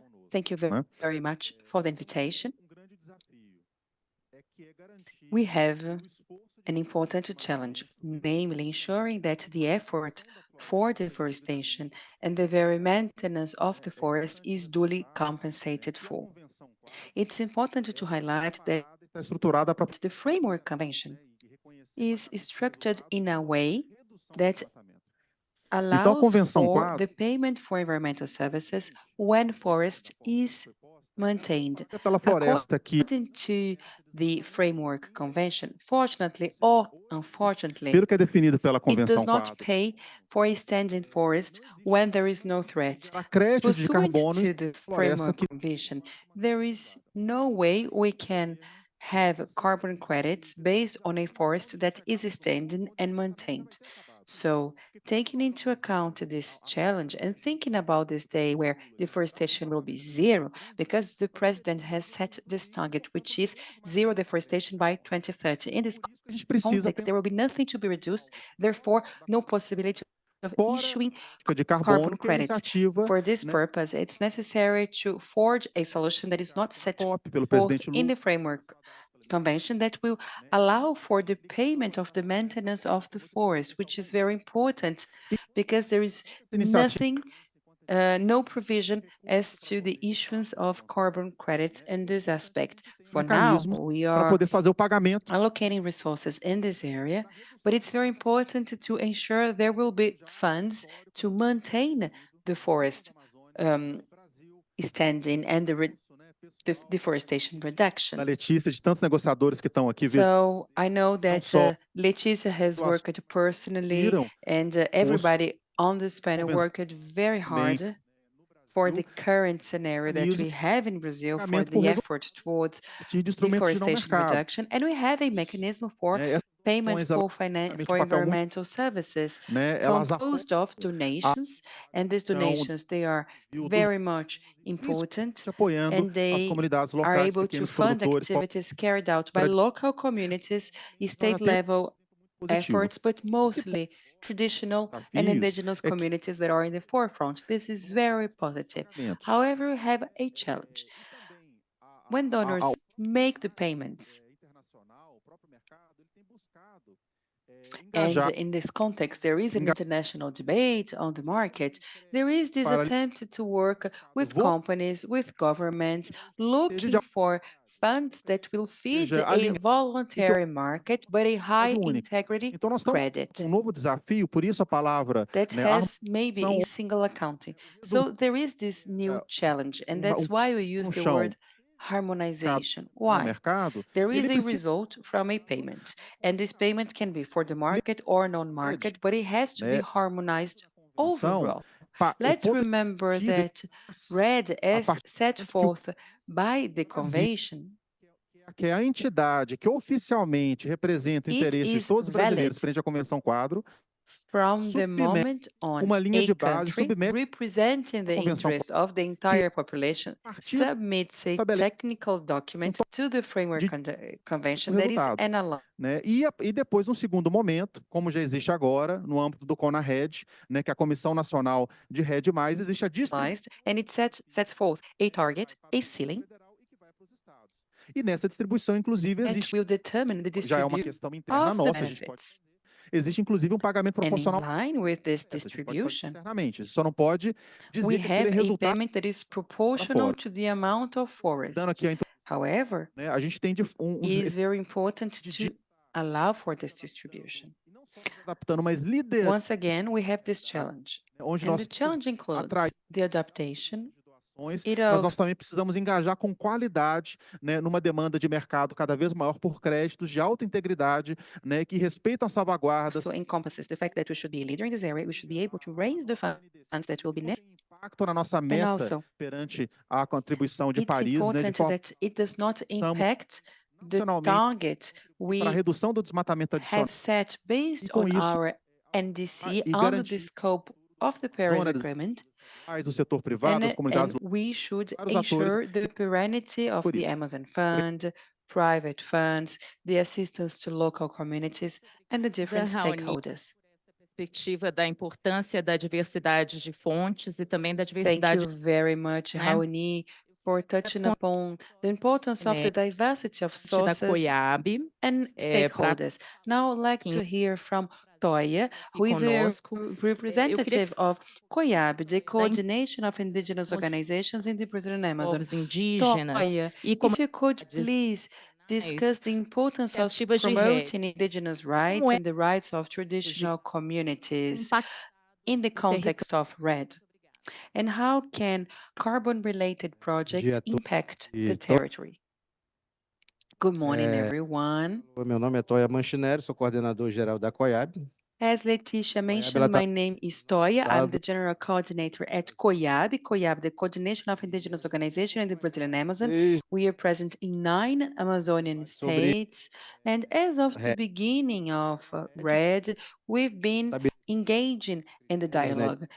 First, in the context of CONA-RED, when we established the A gente fundraising acha importante, criteria, né, primeiro que os recursos do RED, né, eles, and we believe it's important to say that a lei RED-related funds que é a nossa should PNGAT, né? Então, comply acho with que the environmental todos legislation, oriundo which da in redução Brazil is named e a PNGAT. PNGAT como uma So política all funds should be allocated via the environmental legislation in place in Brazil, às vezes tem trazido muita complicação, né, PNG 18.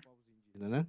Então é uma coisa que And também it can be enquanto complicated to indigenous communities because it can impact us a lot. So in the context of our organization, COIAB, we are giving training courses possam entender for melhor sobre o climate tema. issues A partir daí, né, and the carbon market so that conversar our leaders can better governos understand. subnacionais, né?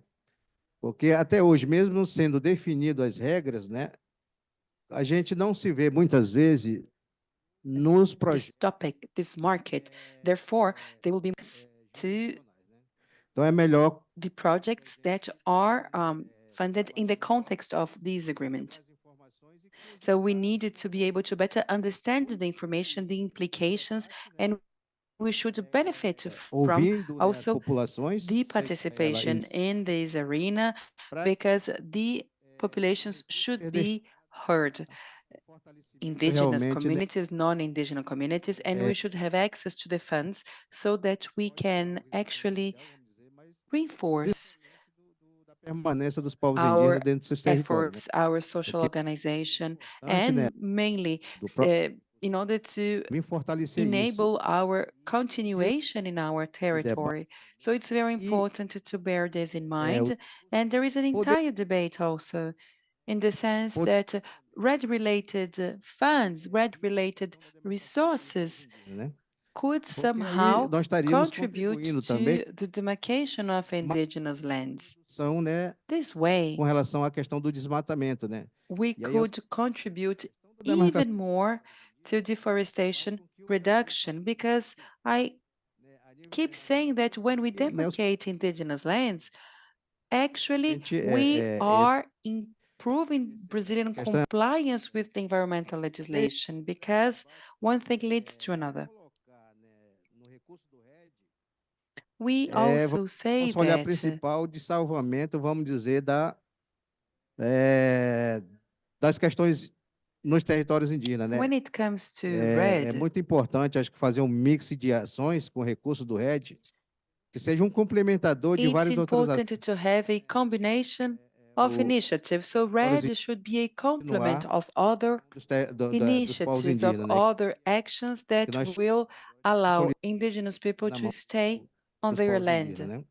which is Obrigado. what we call consolidation of indigenous muito territory or importante indigenous lands. pensar, Thank né, you. em como esses recursos Thank you very podem much, Toya. ser It is great to hear from you and to think about comentário, how these funds né? can entail and nós reinforce temos indigenous boa rights. notícia, And if you allow me, Letícia, foi I heard you, Toya, and diretriz we have good news. At the que supera last meeting held by COFA, we approved the né, new guidelines. So aprovado pelo when comitê e there foi is a aprovado project exceeding essa possibilidade 5% of the total amount, it needs to be approved by the committee. especificamente para In poder this apoiar os sense, povos indígenas, que para poder specific superar, né, os projects milhões de undertaken by FUNAI, the estamos aí Foundation of alinhados Indigenous Lands, nessa visão. can have the extra percentage there uma is perspectiva required. pouco, né, do financiamento. Great. Eu queria Now, chamar a I Juliana would like to Santiago, hear from the funding Represento side. In this sense, I'd gente like to aqui hear nessa from reunião. Juliana Santiago. She represents emergent organization, and she will be talking Eu about posso te passar. Você poderia falar um pouco sobre como desenvolver sorry, there was a technical glitch. So, Juliana, if you could please projetos.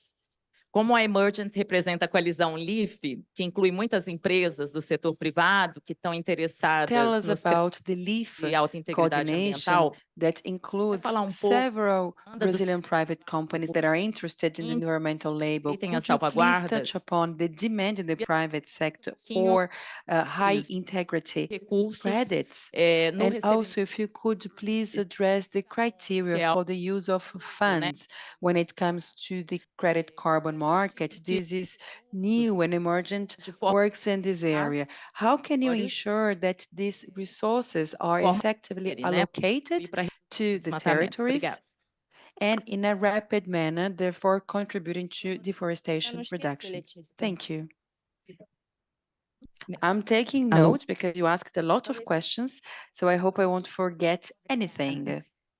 Bom dia a todos e a todas. Prazer participar. Thank you and good morning, everyone. Aos meus I'm very colegas happy painelistas. to join this panel.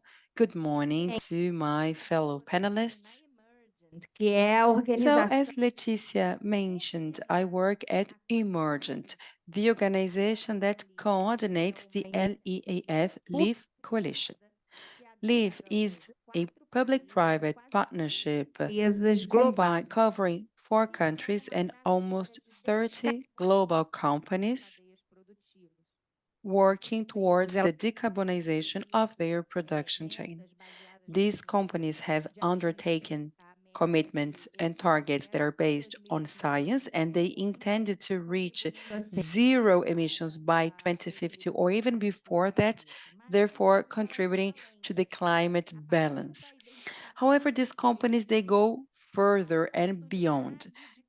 The coalition, whenever it identifies it is possible to allocate funds through the voluntary carbon credit market, paying for the reduction of emissions that are the consequence and the result of the reduction in deforestation. These companies that compose the LEAF coalition, they go beyond their targets and commitments, and they allocate extra funds. We are here because the Amazon, the largest rainforest in Brazil, has this huge potential for receiving these funds for keeping the forest standing. É uma lógica que não, primeiro de tudo, não compete com o modelo de mercado. With the funds that are the result of the contribution of the entire society, the carbon market, when it comes mais to integridade a todo o sistema, projects mais that robustez. will increase the quality and the integrity of the system as a whole, with greater legal certainty, with the reduction in the reputation E a partir daí, canalizar o maior risk. And based on that, we try and allocate as many funds as possible. And this includes this buyer that prefers to work with institutions that actually implement this type of projects, or who wish to work with traditional population that carry out their own programs, their own projects, and sell their carbon credit to these buyers. But we also include other buyers under the scope of the LEAF coalition that get together to give an impact, to give an scale, and buy carbon credits from national and subnational spheres. During the COP, the LEAF coalition entered into two big agreements for carbon credit purchase with Ghana and the Ivory Coast. Ghana and Costa Rica. And in a previous panel, maybe some of you were there, I don't know. The ERPA is an agreement that actually confirms the objectives and the interests between both parties, the buyer and the selling part, setting forth commercial criteria such as price and volume on the top of conditions that are social environmental, such as complying with environmental safeguards. So complying with the process that is actually led by national and subnational organisms that have the active participation and leadership of traditional population. And I believe that we are going to hear from our colleague who is going to talk about a governance that is made at SERBA that is totally collective and based on the benefit sharing rationale. So Raoni mentioned that we are now assessing how we can distribute carbon credit amid all stakeholders in the context of CONAHED. However, the way it will take place in each territory includes an adaptation to each reality. We need to understand what are the demands of a given community, of a given society. From that moment on, we can have a participatory process that is collective, therefore ensuring that funds are allocated to the ones who contributed.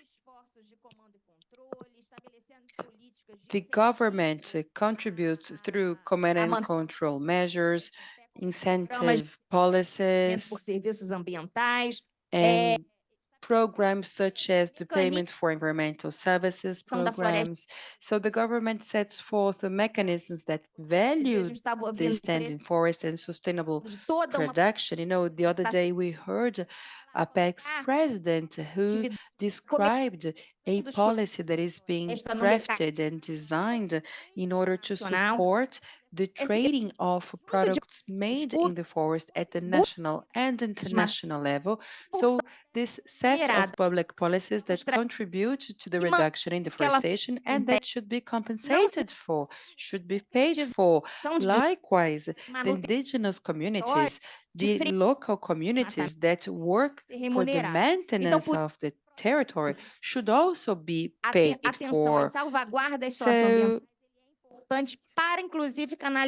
complying with environmental safeguards is key to be able to allocate resources. This is very important to be able to verify and certify the carbon credits under the context of our coalition that issues this label, this certification, buscando essa conciliação dos modelos jurisdicional e And the objective is to conciliate the jurisdictional previsibilidade e fungibilidade model dos créditos and providing exchangeability and enforceability to all levels of carbon credit nationwide. And that's what I had to say. Thank you very much. Ana, muito obrigada. Eu já tinha passado, mas tudo bem. Foi bastante interessante. Eu acho que continuando um pouco nessa Thank you. It was very interesting. Along the same lines and the role of the private sector in making sure there is good integration between projects and subnational levels, I'd like to call Janaína Hanan to represent the Brazilian Development Bank, and how can independent investors and private sector comply with requirements and the initiative ICVCM, which is considered a leading initiative in this area globally. And how are projects comparing their accounting systems so that it can fit within the international standards in order to make sure that there is also a correspondence in the safeguard systems that we use in Brazil and abroad. Thank you very much, everyone. Congratulations on all of us for being here and all of you for being here to talk about this topic. The more we're here talking about it, the more we will be able to reach a common denominator to have benefits for the country as a whole. I think we need to hear from communities. They need to be included in discussion. So congratulations on this panel. I will talk about the private sector perspective. The Brazilian Alliance for Nature-Based Solutions is an alliance which came about because there was a lack of understanding and transparency in the market as a whole. We talked a lot about carbon credits, carbon markets. People really didn't understand what it was. So it's 28 companies that came into this alliance. They work with carbon markets. They have REDD+ projects in Brazil that have been around for more than 10 years. And the experience of the private sector was something we wanted to bring in a transparent way to show everything that has worked, what hasn't. We're not saying we got all of it right. We haven't, but we need to learn from our mistakes. So it's a learning process that we need to develop together. And the accountability at the national level and making it compatible with the methodologies that already exist, that's an important step we need to make. The more we can talk and understand how we will have VERRA methodologies, LEAF methodologies, and private sector methodologies come together so we don't also interfere with Brazilian NDCs, because Brazil has made this commitment regarding its NDC, and forests are an essential aspect of that target. And the voluntary market shouldn't threaten the NDCs. It's not considered within the accounting that goes towards NDCs. It's a mechanism that seeks to bring a lot of resources from the private sector and take it to communities and populations that are there in the field, and also bring technology. The private sector is able to transfer technology in a very agile way. We have lots of projects from our alliance that are on the field with entire teams being dedicated to them, anthropologists, social workers, to try and understand the dynamics in the communities. As Juliana mentioned, every community has its own specificities. They're unique in a sense, and we cannot treat them all as equal. So for the private sector to be there on the ground, have figures, and close the bridge between what's the private sector and what actually happens on the field, and engender social change, economic development for all these people who live in the Amazon. That's what we want to drive. Development for the forest, so that by 2030 we can have zero deforestation. The carbon market is going to be valid for a given amount of time. When we reach zero deforestation, it's no longer valid. So we need to have other tools in place, such as payment for environmental services. because the forest needs to be kept standing. So I understand the diversity is important, the discussions are important, the safeguards and the advantages we need to deliver. Now they just launched the CCPs with all the topics such as additionalities, leaks, and how all of this will have to be treated. It's not that it didn't exist before, but now it's being reinforced. All projects, new companies, and others have to understand that these aspects are essential. You cannot have a project that doesn't meet guidelines regarding safeguards, the respect of traditional and indigenous peoples, etc.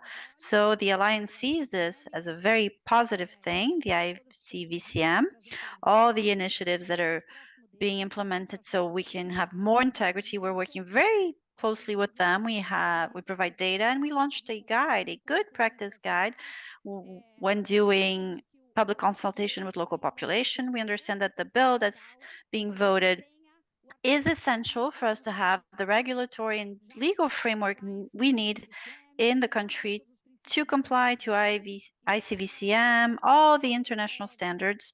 So we're very well aligned with what's being done. We welcome all these initiatives and we try and participate as much as possible. The only major criticism we have for ICVCM is that it comes from the Global North. So once again, it's the Global North imposing a series of guidelines to us, and a lot of the time they don't hear back from us. They don't understand that in our context, certain things work and others have to be adapted. So that's the discussion that we need to advance with them so they understand that they need to be closer to our own reality, and the Global South needs to be able to have its voice heard as well. Thank you very much, Anaína. Let me give the floor to Raoni. Just one comment I'd like to make. Thank you, Juliana, Janaína. The market doesn't want just any credit. It wants a credit where the government is going to be doing follow-up closely, making sure we are meeting safeguards, and according to the Framework Convention, it is CONARED who will check these safeguards in Brazil. And CONARED is a broad participation body. TOIA represents PCT, traditional and indigenous communities. You have all the representatives for the private sector. So CONARED is really a broad participation body that ensures there is a verification also in terms of quality, not just quantity, but quality, looking at the respect for indigenous people's rights and traditional people's rights. Thank you. Let us look at the state's perspective. We have Leonardo Carvalho here with us. He is from the Climate Change Institute for the state of Acre. Leonardo, the state of Acre is known all over the world for being a pioneer in jurisdictional RED. In 2010, they created the first payment for environmental service system, and now it's the first state of the Brazilian Amazon that signed an agreement with Emergent here at COP to be able to have trading with its results. So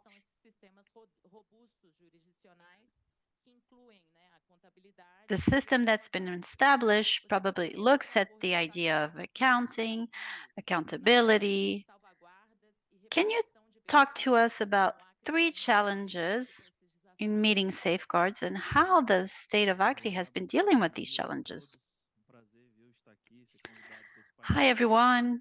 Good morning. It's a pleasure being here with what's in this panel, very high quality discussions to talk about the topic that we've worked very hard to find solutions to at various levels. The state of Acre was only able to begin its work because it looked at how necessary it is to have continuity in the process. And we were able to get there because we already had public policies in our state Starting in 2012, we had a specific policy and also a safeguard system that was still in the beginning, but it was going, it was working.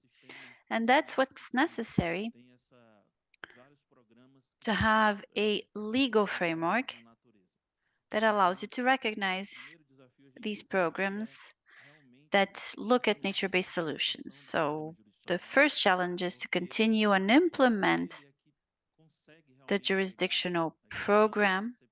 We believe that it is the jurisdictional program that can work, and we have experience to back this up because we already have funding that has been given to different programs through partnerships with the German government and others.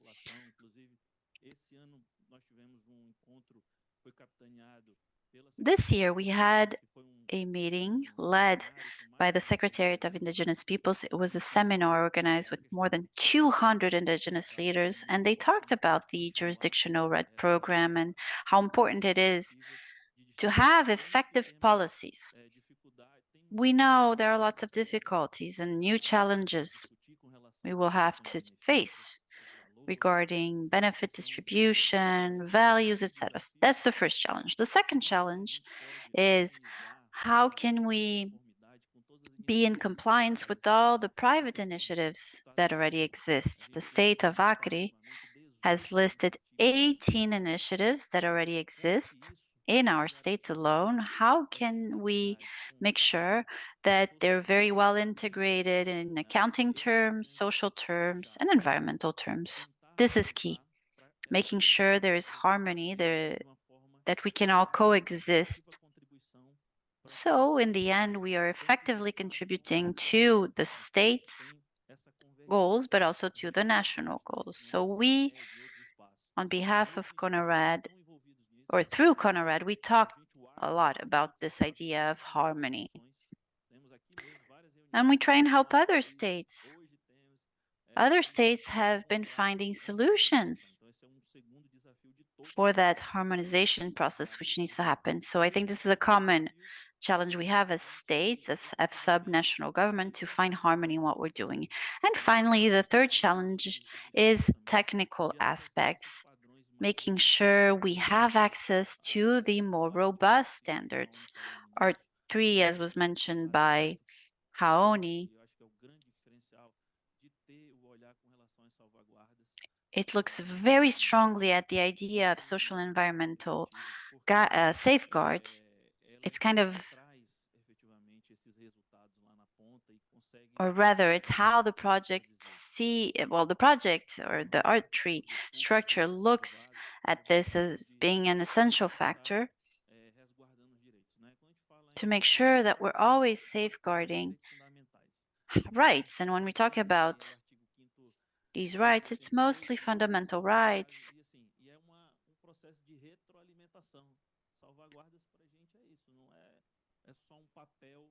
And safeguards for us, that's precisely what it is. It's not just paper showing that we've gotten it done. It is checking every single day with the participation of local communities, traditional communities, and other players who are involved, making sure we're listening to everyone.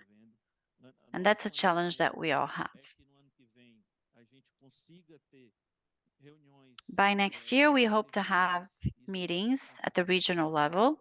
So we will need to count on the participation and partnership of other institutions who can translate what we do so that traditional peoples, riverside communities understand what we're talking about. We talk in very technical terms. How can we get the message across to these communities?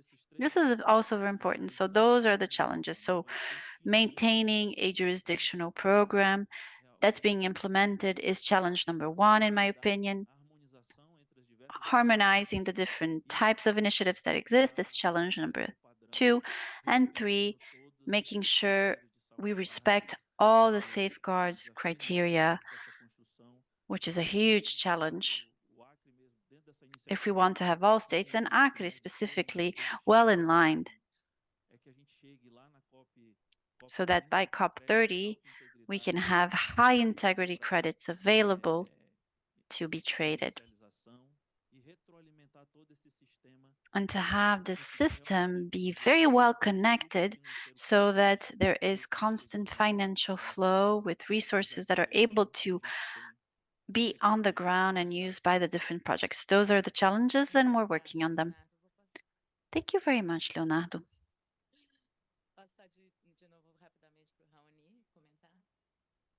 Raoni, please, if you have comments. Thank you very much. I think the state of Acre is a very well consolidated example of how it's possible, feasible, and desirable for it to be a place where, on the one hand, you have the jurisdictional, which ensures the quality of the safeguards, but with the participation of the private sector, because the jurisdictional model in Acre, in order to have this common accounting, and it leaves the results to the community that has been able to meet them. It doesn't remove the results from them. It validates their results, keeping in mind that resources that go to the Amazon for instance, is not government funding. It's funding that should go to these communities to be able to fight deforestation. It's not just resources that the government can use as it wishes. It needs to be very focused on its purpose, which is to help in the Amazon. I'd like to highlight that we have the coordinator of the Amazon Forum for being here. Thank you very much. And also thank you very much to Aliel Machado from the Green Party. If you don't know him yet, he is a strong ally of the government. He has been defending the environment for a very long time. And he's now one of the rapporteurs for the bill on the regulated carbon market, which is essential for Brazil, but also relevant all over for the international markets as well. So, Congressman, you have the floor. We want to hear from you on how things are moving, how things are evolving in our Congress. Thank you very much for being here.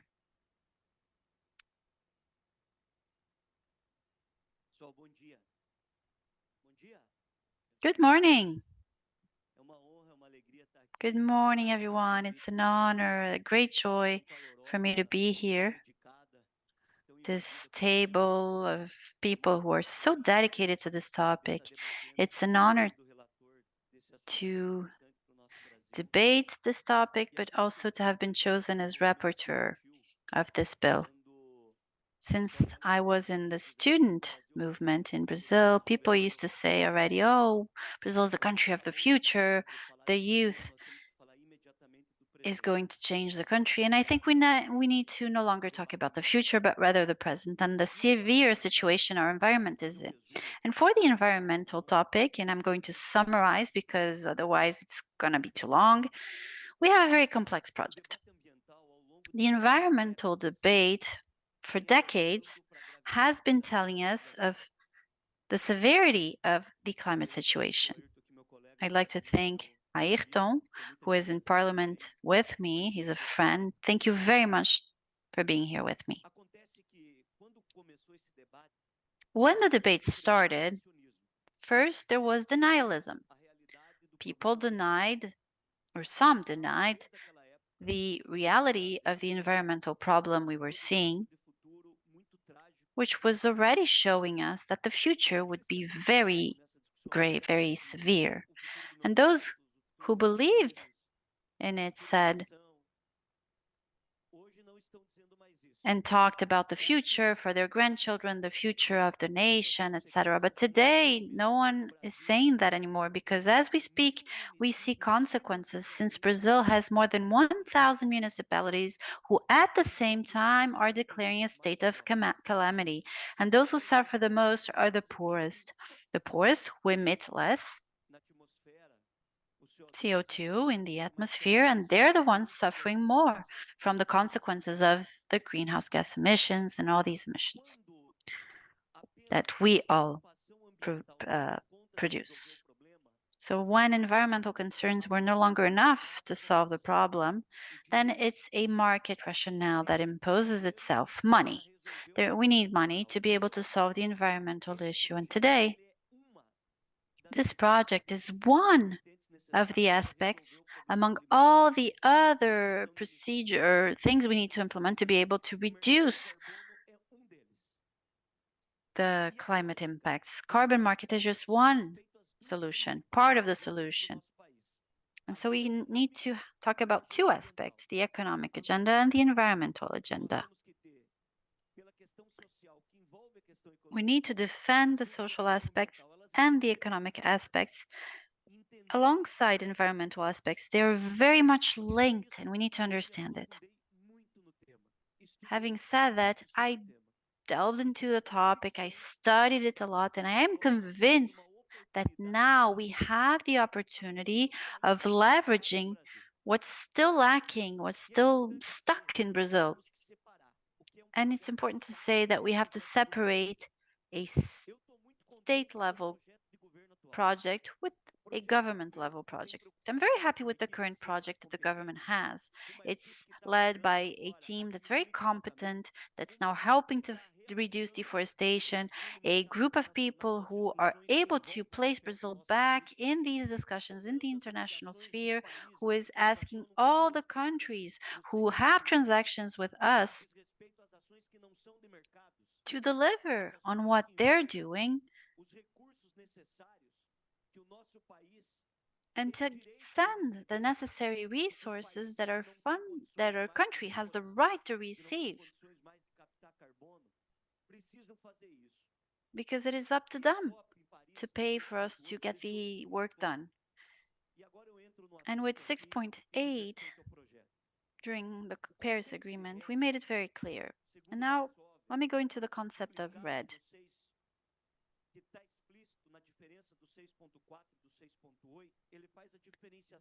There's a clear difference between 6.4 and 6.8 articles, market REDD and non-market REDD. And last year, the UN published one of its actions stating that the functionality of the carbon market should follow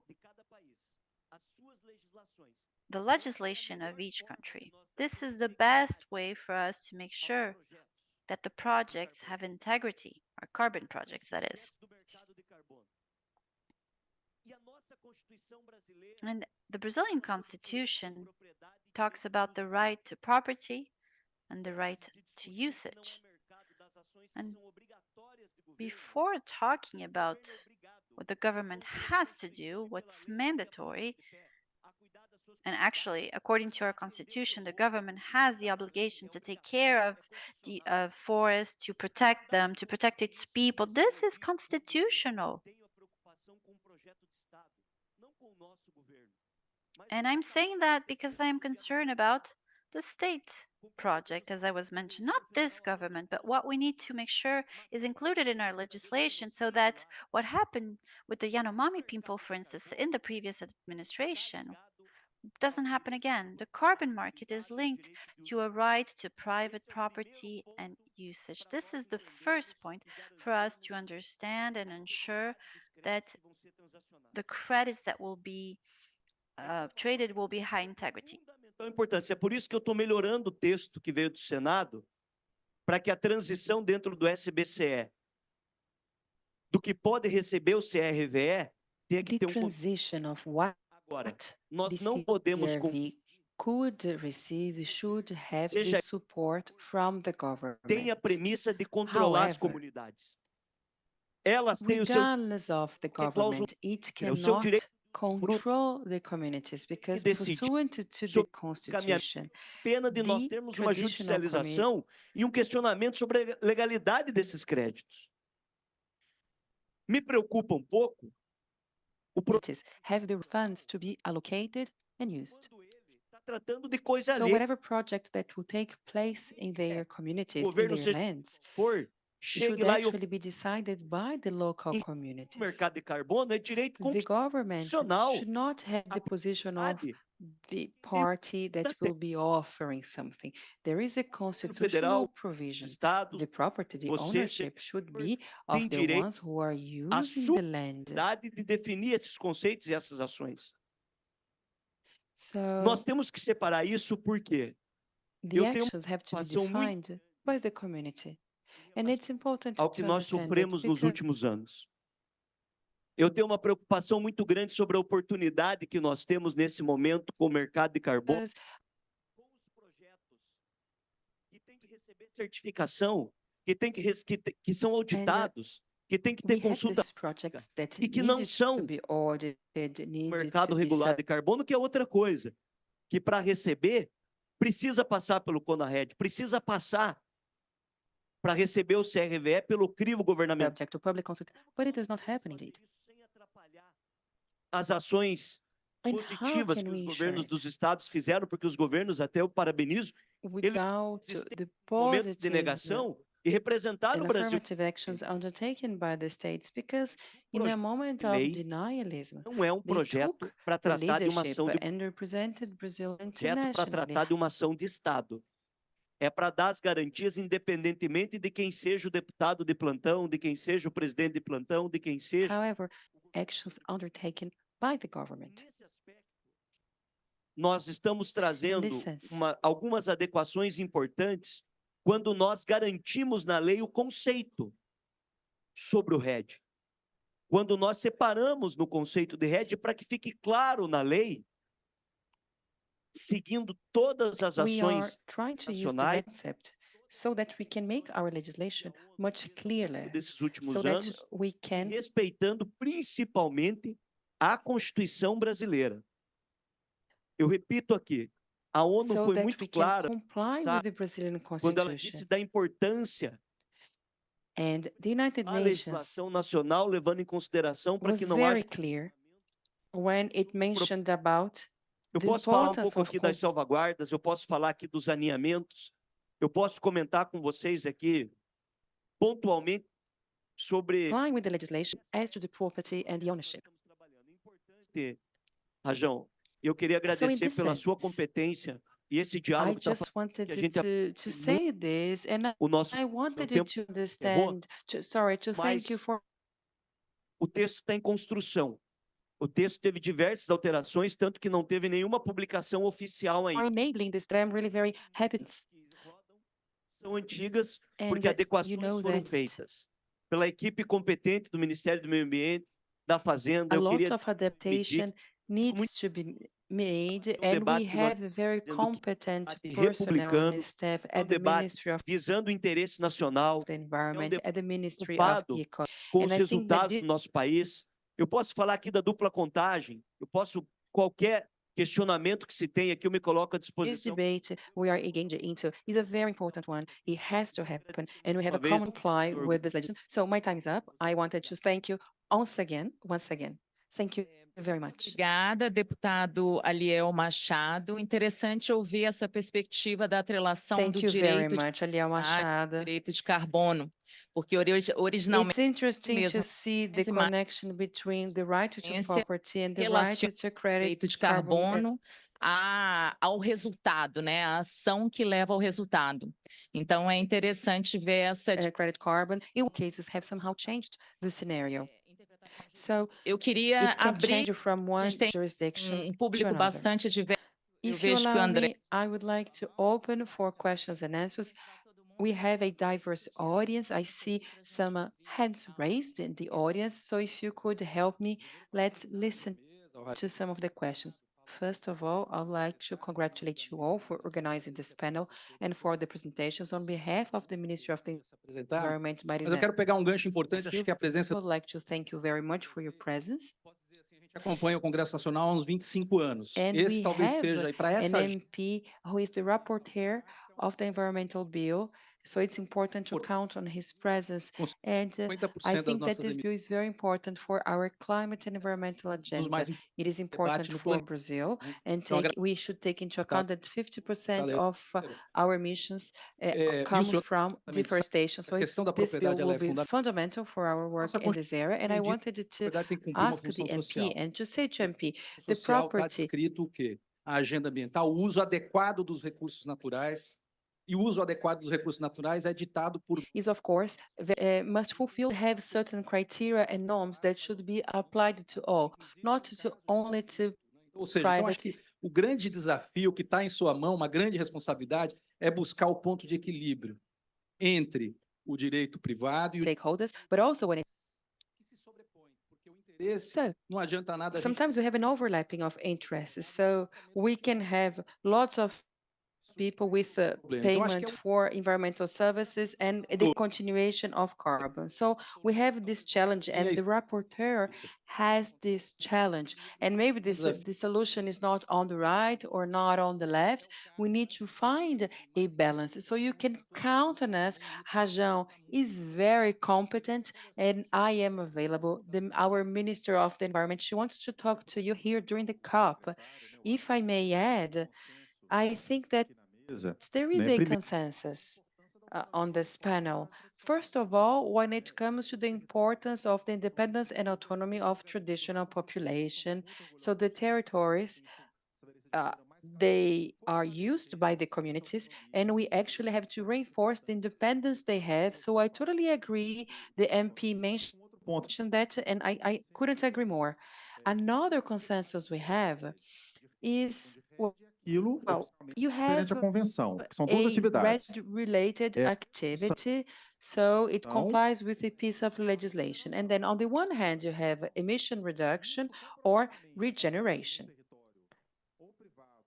When we can prove it took place in a piece of land that is private or of enjoyment of usufruct, the guarantee should be the guarantee of the owner who is carrying out restoration works in his land. This person has this right, and it's important to provide for such a right in the legislation that is about to be approved. And also, RED is about reducing, and the reduction in deforestation in Brazil take place in the area of criminal activities, and the one who is responsible for this reduction is the law enforcement, is IBAMA, the Ministry of the Environment. So, what are you going to do with this reduction? Is the credit going to be granted to the government? No. This has to be given back to the community, not to the illegal owner, not to the illegal occupier, but to the indigenous community that did not deforest, and the ones that deforested previously and stopped have the right to the credit, but the ones who never deforested and always maintained have difficulties in accessing this credit carbon. So you needed to allocate the funds to them. And in my opinion, that's the heart of the RED. That's the jurisdictional approach we should adopt, because pursuant to the jurisdictional convention, RED is about that. So there is a prejudice with this regards, but I believe that, of course, we should respect private property, the rights of the owners, and that's not what I'm trying to question. But we needed to find this balance. So we needed to ensure certainty for the market, but we also must trigger this approach of payment for environmental services in a way that we can keep the forest standing. Thank you very much. Let's hear a few more questions. Cumprimentar toda a mesa, Thank you. parabenizar pelo debate. Eu On behalf of Ariel, I would like to greet all the panelists. Congratulations for the debate, and I have a few questions. You know, it's very important to count on the presence of the rapporteur. I was the rapporteur of a bill on land registration in the Amazon region, and we had 3 months of negotiations, but we finally approved the bill. So I would like to ask a question to the MP, and I am available if you want to discuss any further. First of all, I'd like to start with an overview of the COP, because we're talking about state projects and not government projects. So I believe that in Brazil, sequestro de It carbono would be strategic actually to approve a bill nos for estoques. O carbon Brasil só. storage Essa é a primeira questão. in the Talvez surroundings of aí forest. Everybody's gonna seja win with this. tão importante, mas para nós, para o Brasil, é muito importante. Segunda For other questão, countries, maybe it might not be that important, but for Brazil, para this is iniciativa key. privada, A second question or a e second issue I'd like to touch upon.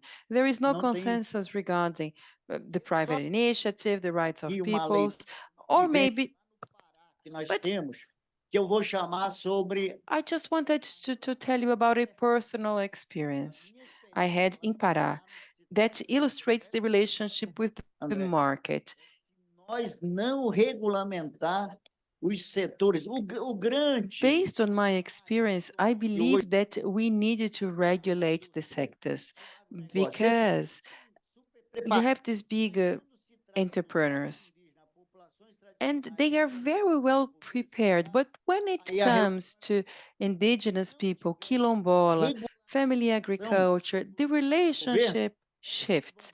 That's why it is eles que very vão dizer important to uma have coisa a para o regulation in Estado place. Otherwise, it will be daqui incumbent a pouco upon da these gente big entrar entrepreneurs numa to loja, set the prices and the conditions.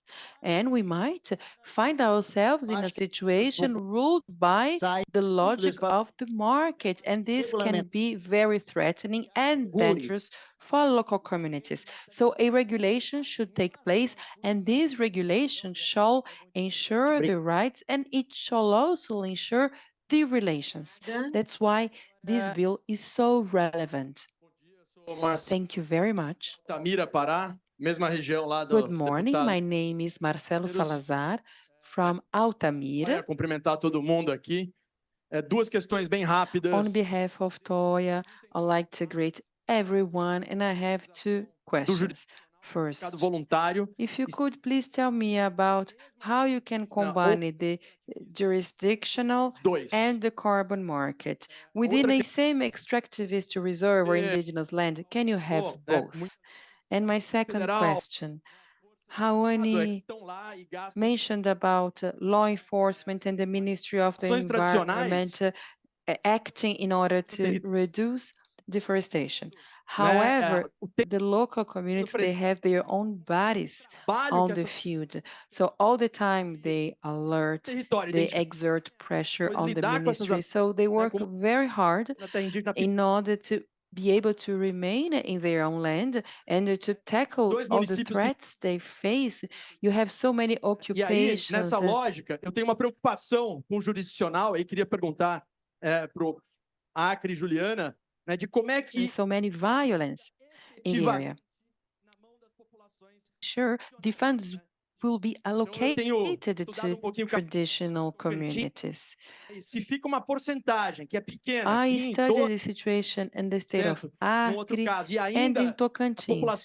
If there is a small share, 10%, 12%, and this very small share, the indigenous population, in order to have access to a fraction of it, populações tradicionais, they have to comply with a lot of red tape, it becomes almost impossible. I've been working with local communities for over 20 years, and it's so difficult for them. The cost of the transaction is so high. It's very difficult for them to have access to this type of funds. So I believe we have the opportunity to put these communities in a different position so that they can enjoy these funds. But of course, complying with safeguards, with support from state, with compliance with the legislation.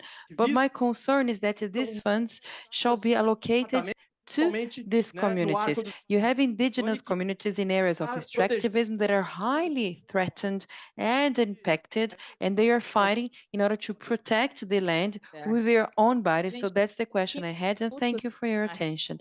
Thank you. We have 5 minutes for the final remarks. Não dá tempo de responder. Bom, muito respeito. Well, as colocações, a discussão aqui é pública. Queria dizer que é justamente essa colocação que foi feita por, como que é o seu nome, cara? Marcelo. Colocado what's aqui, your name Marcelo. again? I'm sorry, Marcelo. Okay, so thank you for your remarks. And Os índios we perderam a have vida, the Amazon não Fund, we have the perderam a vida porque não tinham sequer legislation in place, but how many indigenous have lost crianças. their lives because they did Comove not have access to food? You know, I saw the photo, I saw the video of those children. I mean, only if you're pétrea não heartless, you won't cry. The carbon credit market is e not de quem tem o subject usufruto. to interpretation. And the same is to property. The property is to the ones that own the land. It's not the state that has to say how much deserve to receive De recurso lá nas comunidades. when it comes to your own property or your own actions. So Não adianta ser how, bonito a foto aqui na COP. how Precisa de much fato resolver we allocate at the end of the day?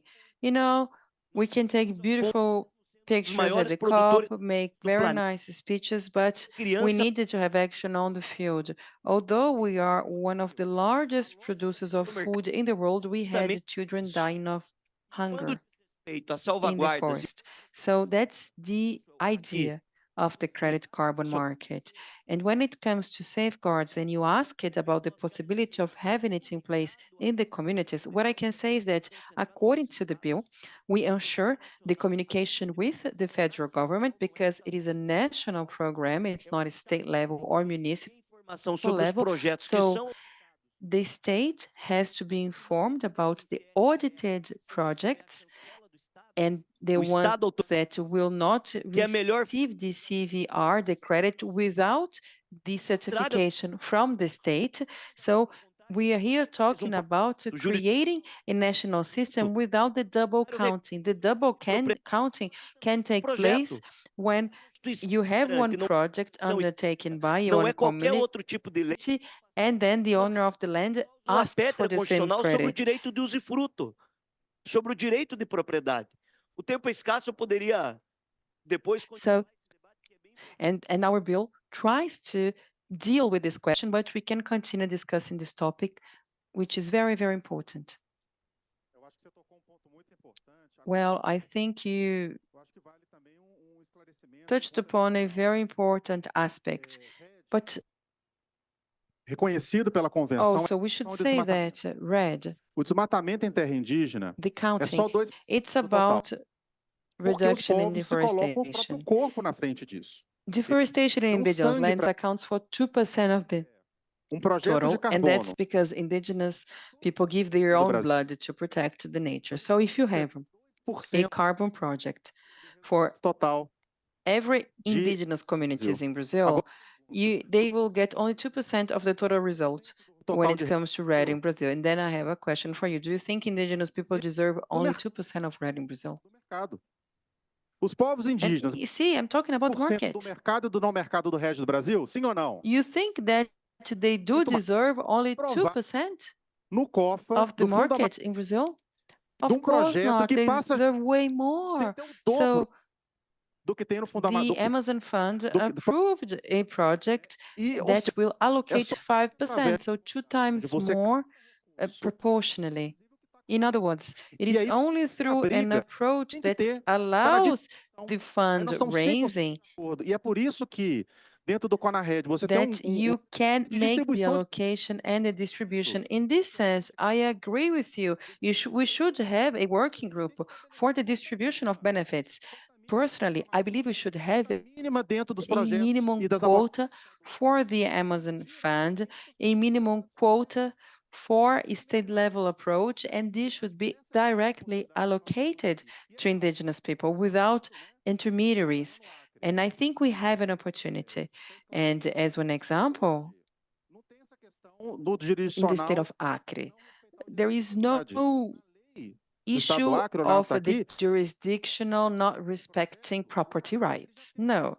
If you have a project, the project has a right. So there is a precedent, there is a preference also as to the rights and the preference of the state. So there is a consensus in this area.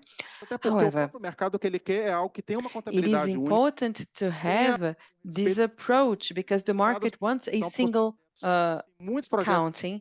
So we have to harmonize the methodologies. We have big-sized projects, but we also have all the sizes of projects, and sometimes they are not compatible with the framework convention. I will give as an example, avoided deforestation versus planned reforestation.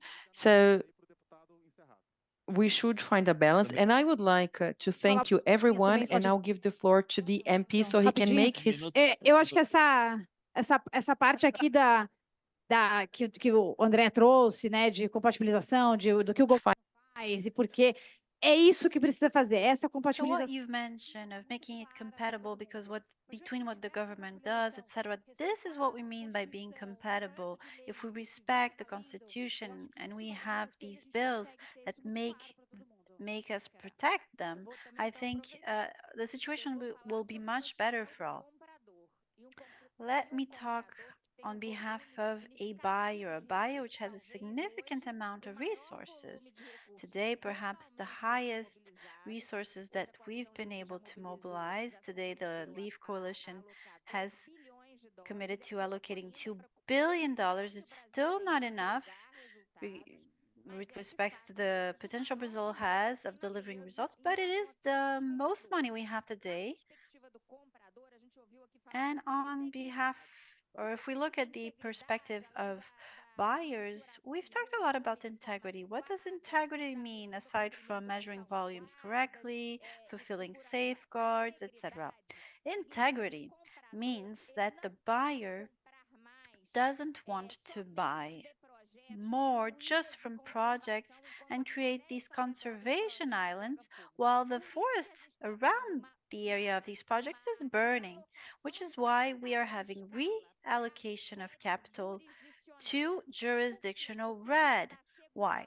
Because it gives them a legal framework, it gives them predictability in the long term that the results will be permanent and that will go from one government from the other. So that state view that you mentioned, the buyer wants predictability, fungibility. He wants that one carbon credit for this project be equivalent to a carbon credit for another project for the whole jurisdiction of Brazil, for the state of Amapá, for the country of Costa Rica. We want this fungibility to be valid. It's very relevant, Congressman. And the market, most of the resources are going to jurisdictional models in order to ensure that an entire stretch of land, a whole region, will be able to reduce deforestation permanently in a long-lasting way as a state policy.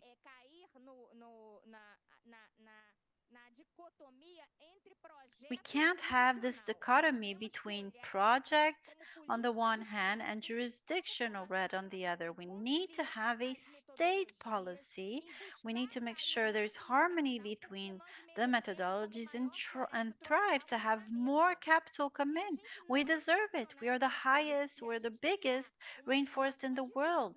And if we create a division between the strategies and we don't give priority to jurisdictional red, then the capital that I have is going to go elsewhere to another jurisdiction, which is why the bill that you are leading, it's a privilege to be leading this, it's going to change the history of our country because it will enable us to attract more capital, as Raoni mentioned, the 2% deforestation that indigenous lands today produce are going to be compensated with the 100% capital that we have available. Congressman, please, can you close? The buyer chooses who he's buying from, and the owner chooses to whom he's going to sell. So when we're talking about the carbon market, it's important to separate what's not market from what is market. In the non-market, it is the government's obligation to protect this forest. The government has the Amazon Fund and all the other funds, and this is not related to carbon markets. But in order for the carbon market to respect property and integrity, then first you have to respect property. You can't do the opposite. And say, how much do you want? What's going to be the value? You have to respect the right to property. It's part of our constitution. It's a sovereign right. So you shouldn't be able to sell it at a cheaper price and have communities suffer. Communities have right to that land. And it was perfect what Raoni said. We are building jointly propositions to have in our bill safeguards about what will be the role of the federal government for command and control, for all the projects that are being designed so that within our national reduction project, we have good credibility. We can back up our credits and this entire market we're creating. Thank you very much, everyone.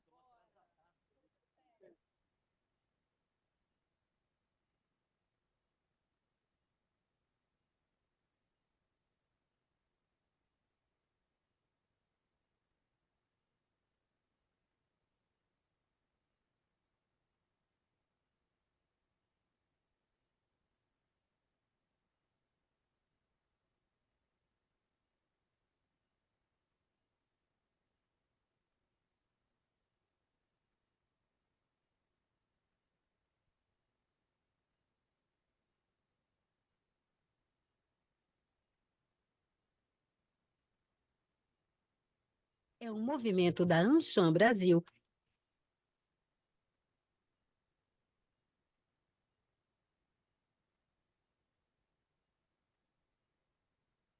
O Brasil pelo meio ambiente está na COP28. O BPMA é um movimento da Ancham Brasil que reúne e dá visibilidade aos projetos empresariais com impactos ambientais positivos no Brasil. Em 2023, 111 empresas engajaram com 183 projetos cadastrados. Esses projetos somam 31 bilhões de reais em recursos mobilizados.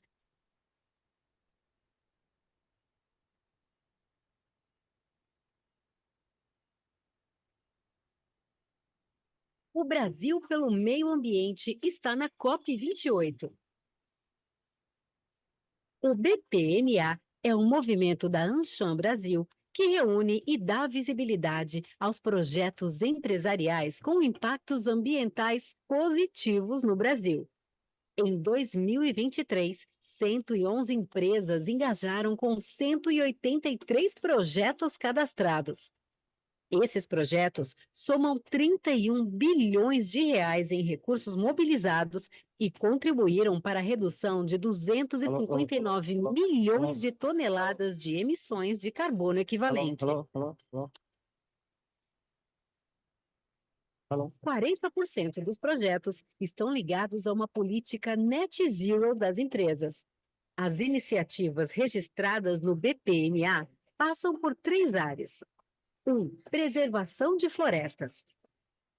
Projetos que resultaram na preservação ou reflorestamento de 5 milhões de hectares no Brasil, equivalente a 4,5 milhões de campos de futebol. 2. Tratamento de resíduos. Os projetos foram responsáveis por tratar ou reutilizar 17,6 milhões de toneladas de resíduos, ajudando a preservar a vida de 75 mil animais. 3. Eficiência e geração de energias renováveis. Os projetos contribuíram com 7.735 gigawatts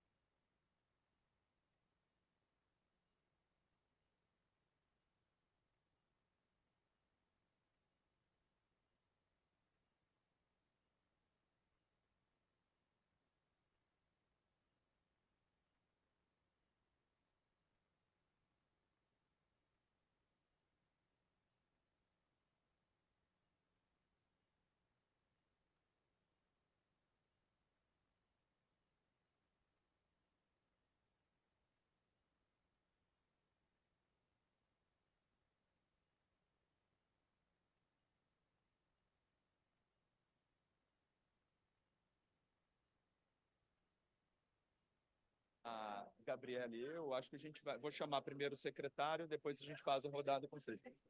Tá. Alô, alô? Perfeito. Bom dia ou boa Good tarde. morning, everyone. Good afternoon, depending on where you are. On behalf of AmCham, welcome. Welcome to this panel about business practices in Brazil and contributions to the Brazilian emission reduction targets. I'd like to thank the Brazilian government, Apex Brazil, for having us here. Thank you, CC Brazil, Gabriela, who will help me moderate this panel. We have Secretary of Green Economy, Rodrigo Hollenberg, from the Ministry of Industry. He's worked very well with the private sector by establishing an MOU this year. Thank you to our panel members, Mauricio Rodrigues, Latin American CEO for Bayer Crop Science. Thank you, Pedro Torres, Communications Director and Institutional Relations Director for Gerdau, Daniel Godinho, Sustainability Director of WEG, 3 companies with a global profile that are leaders in their sectors in Brazil. They will help us get the discussion going, and of course, thank you to all who have come to watch this panel. To let you know as well that this panel is being broadcast. It's 5:15 in the morning. I'm sure we're going to have many people watching us from abroad, from Brazil. To give some context, this discussion is about the involvement, the engagement of the Brazilian business sector. And we're going to watch a video of a movement called Brazil for the Environment. It was built with ICC Brazil to try and gather solutions to protect the environment in Brazil, working with energy efficiency, circular economy, and the preservation of biomes. And this reflects how engaged the private sector is and how it's been increasing its commitments. In this year, we've had more than 100 practices, 31 billion reais dedicated to this cause. So lots of commitments, lots of money being dedicated by the sector as a whole. Gabriela, maybe you can introduce yourself first. Thank you, Abraham. Good morning, good afternoon to all. It's a pleasure, Secretary Mauricio, Daniel, Pedro. It's really a pleasure for ICC to be here, both at this panel with AmCham, but also, as Abraham mentioned, it's more important for the private sector to participate in the debate in concrete ways. So BPMA, the Brazil for the Environment platform, is a way to show not only what's been developed by companies, but also it's a learning and best practice sharing platform. The private sector is in a learning process. We're all trying to understand how we can do more, and this platform helps us foster and accelerate this learning. We come to the COP with this feeling of we need to do more, we need to be quicker, and initiatives such as BPMA are going to help both the private sectors develop its practices, but also be more ambitious in terms of its commitment. So we're going to show you the institutional video of BPMA, Brazil for the Environment. We'll see the video now, and then we can get started with this panel.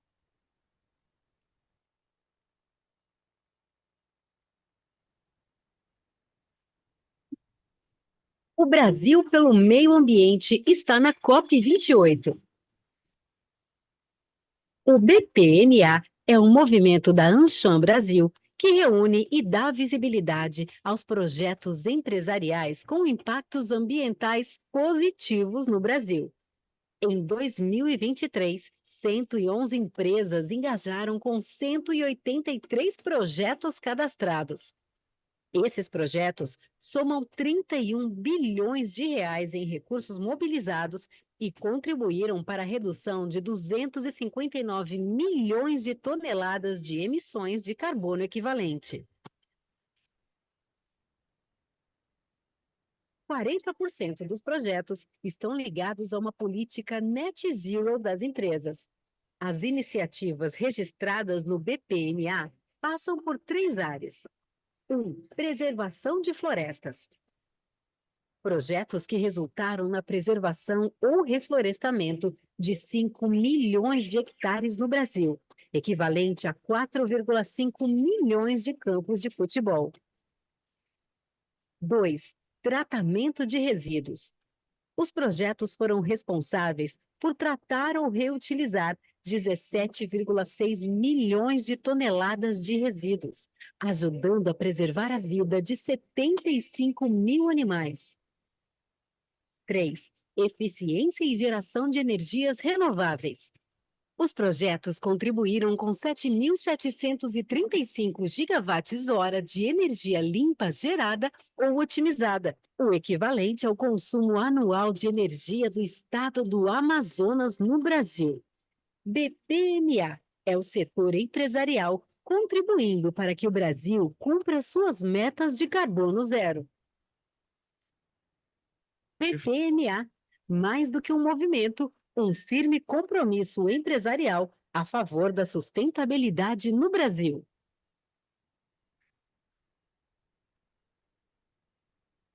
Muito obrigado. Então, vou começar direto, secretário.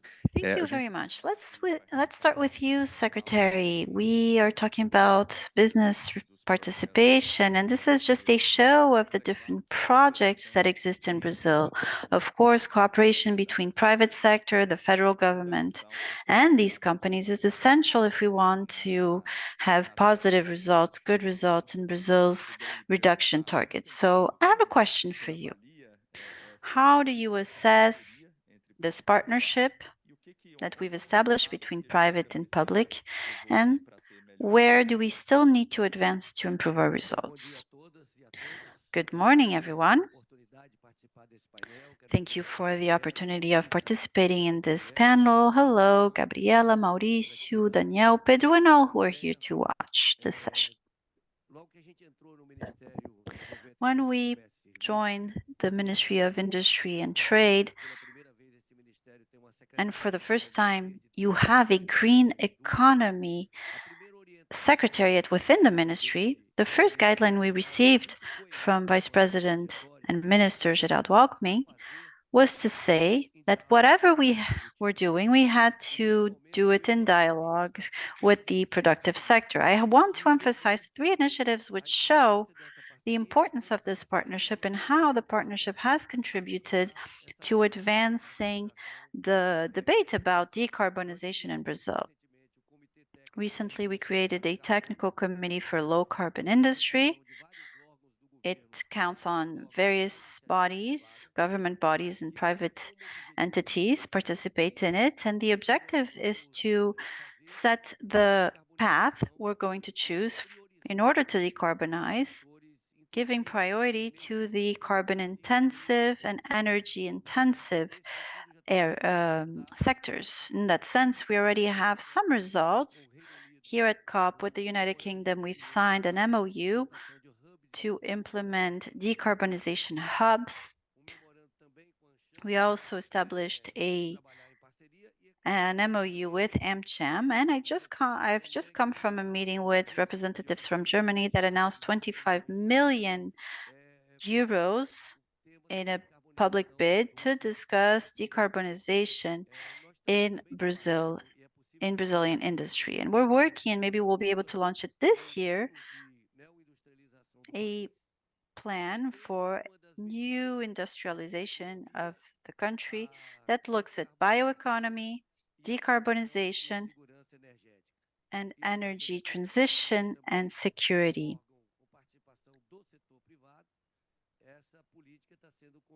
And this policy is being built very jointly, and it's positive for us to work this way.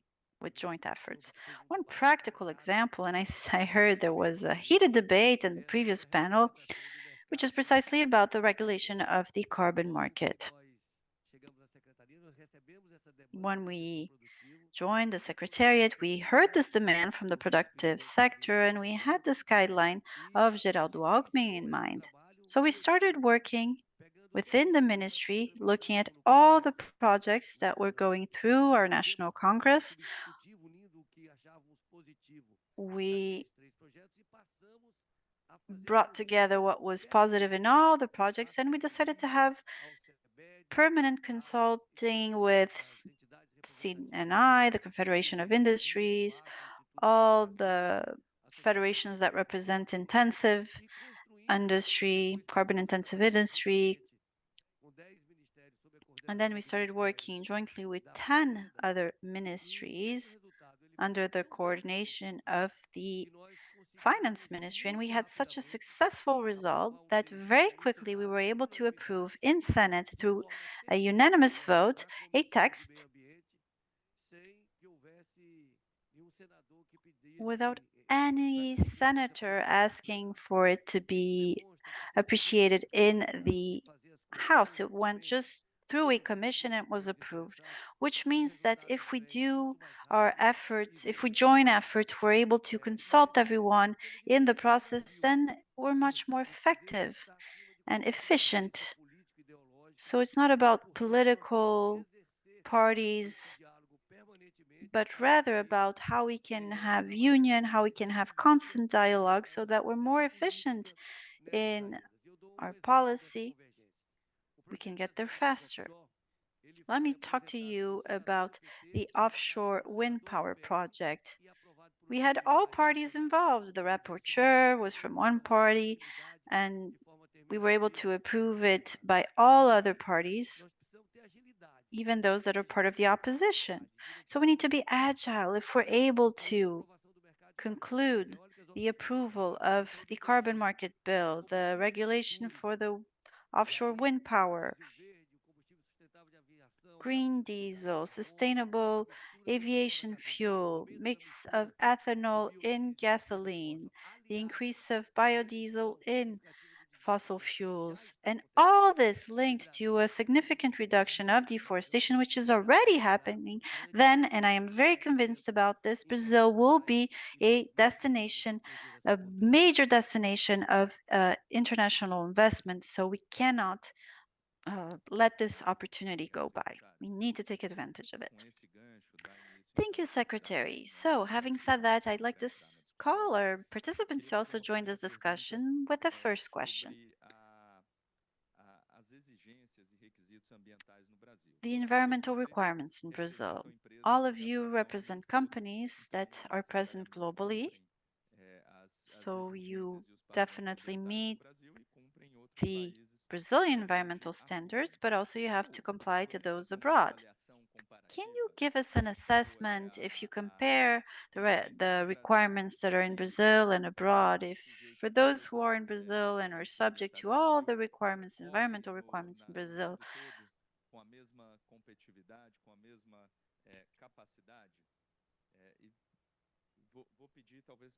and maybe I can ask Pedro to start answering, and then we will go from one to the other. Thank you, Abrão. Thank you for your invitation. Congratulations, Secretary, on the wonderful work you've done to make Brazil a main player in a country that can attract investment. We have this natural vocation, but we have to develop it. Thank you, fellow panel members. Thank you, Gabriela. It's a good question, Abrão. Brazil has one of the environmental legislations that is more positive. I think it's positive the way it's shaped. Of course, we can discuss some points, ways to make it more agile, especially regarding environmental licensing. But when we are looking to the future and preservation, having legislation, environmental legislation in Brazil, which is one of the most effective, then yes, that brings us a solid base And I think we're well ahead in terms of environmental legislation here in Brazil. Gerdau is present in 9 countries. We have operations all the way from Canada to Argentina. We export to other countries as well, about 10. And whenever we see new measures abroad, we see that they are sometimes a bit protectionist. And here in Brazil, the environmental legislation at the federal and subnational level already allows us to be very protective of nature. So we have a legislation in Brazil that's already there. And if we're able to have better cooperation, as the federal government is asking today, it's important for us to let the world know how we're producing things in Brazil in a very environmentally sound and respectful way. We need to make sure that the world knows about it. Let's hear from WEG. Thank you very much, everyone. Thank you for the invitation. Hello, Secretary Hollenberg. It's a privilege sharing this panel with you. Today, WEG has a global presence with 52 plants in 15 countries. WEG recently has announced an acquisition, and as soon as we finalize all the paperwork, we will have 63 plants, and this gives us a very good sense of what's happening abroad. First thing we notice is that fortunately this agenda is progressing all over.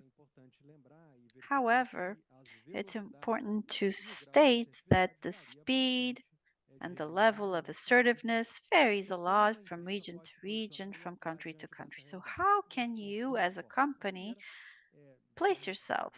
Well, first, there is the regulatory path, so we have to comply and follow all environmental regulations. All companies have to be very diligent, and WEG is. But because we're talking about different degrees of assertiveness in terms of the regulation that exists, we need to see what we can do beyond regulation and WEG, because it is a truly Brazilian country. And I know that in Jaraguá do Sul, where we come from, everyone is watching. They're up at 5:30 there. So those who are really from Brazil,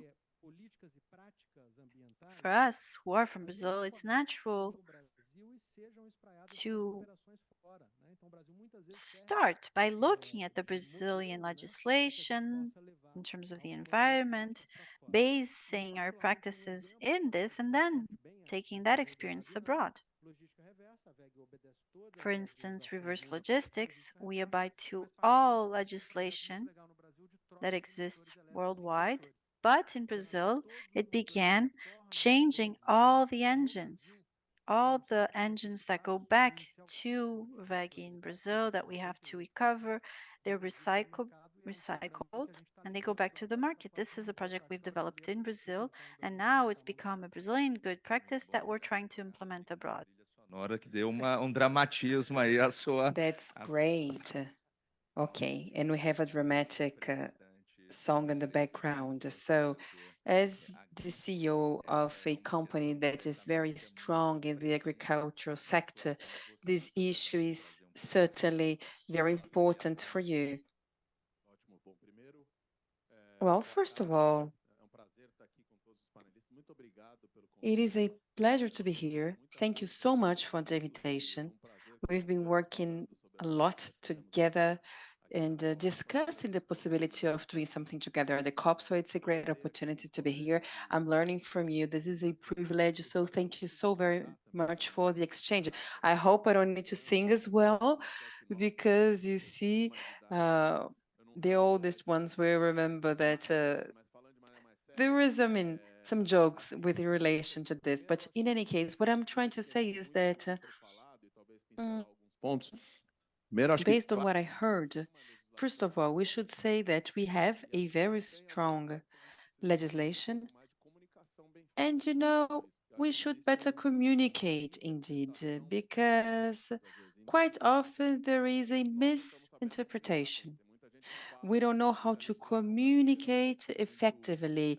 There is this perception, according to which we would have a bad drafted legislation, which is not true. We have a sound legislation, a sound basis, and when it comes to the agricultural sector, just like WEG, first of all, we are a multinational company operating in countries in all continents, and Brazil is number 2 for Bayer Crop Science. It's only behind the US in terms of size, but as for potential for growth, it is number 1. So in order to grow sustainably, Brazil has to be a model, a leader. And we often launch initiatives that end up being unprecedented in Brazil, but a pioneer actually. I can name the Prop Carbon initiative and many other programs that are fastly adopted in Brazil and become a model, become a benchmark for other markets, other countries that will apply the same initiative. So unquestionably, for companies that have an important focus given to sustainability, this topic is relevant, and operating in Brazil and the fact that Brazil can be a pioneer is perfect. So in my opinion, Brazil has a leading role to play. Thank you very much. I see the president of Embrapa, who is present here. Thank you very much. And Mr. Secretary, I have a question for you.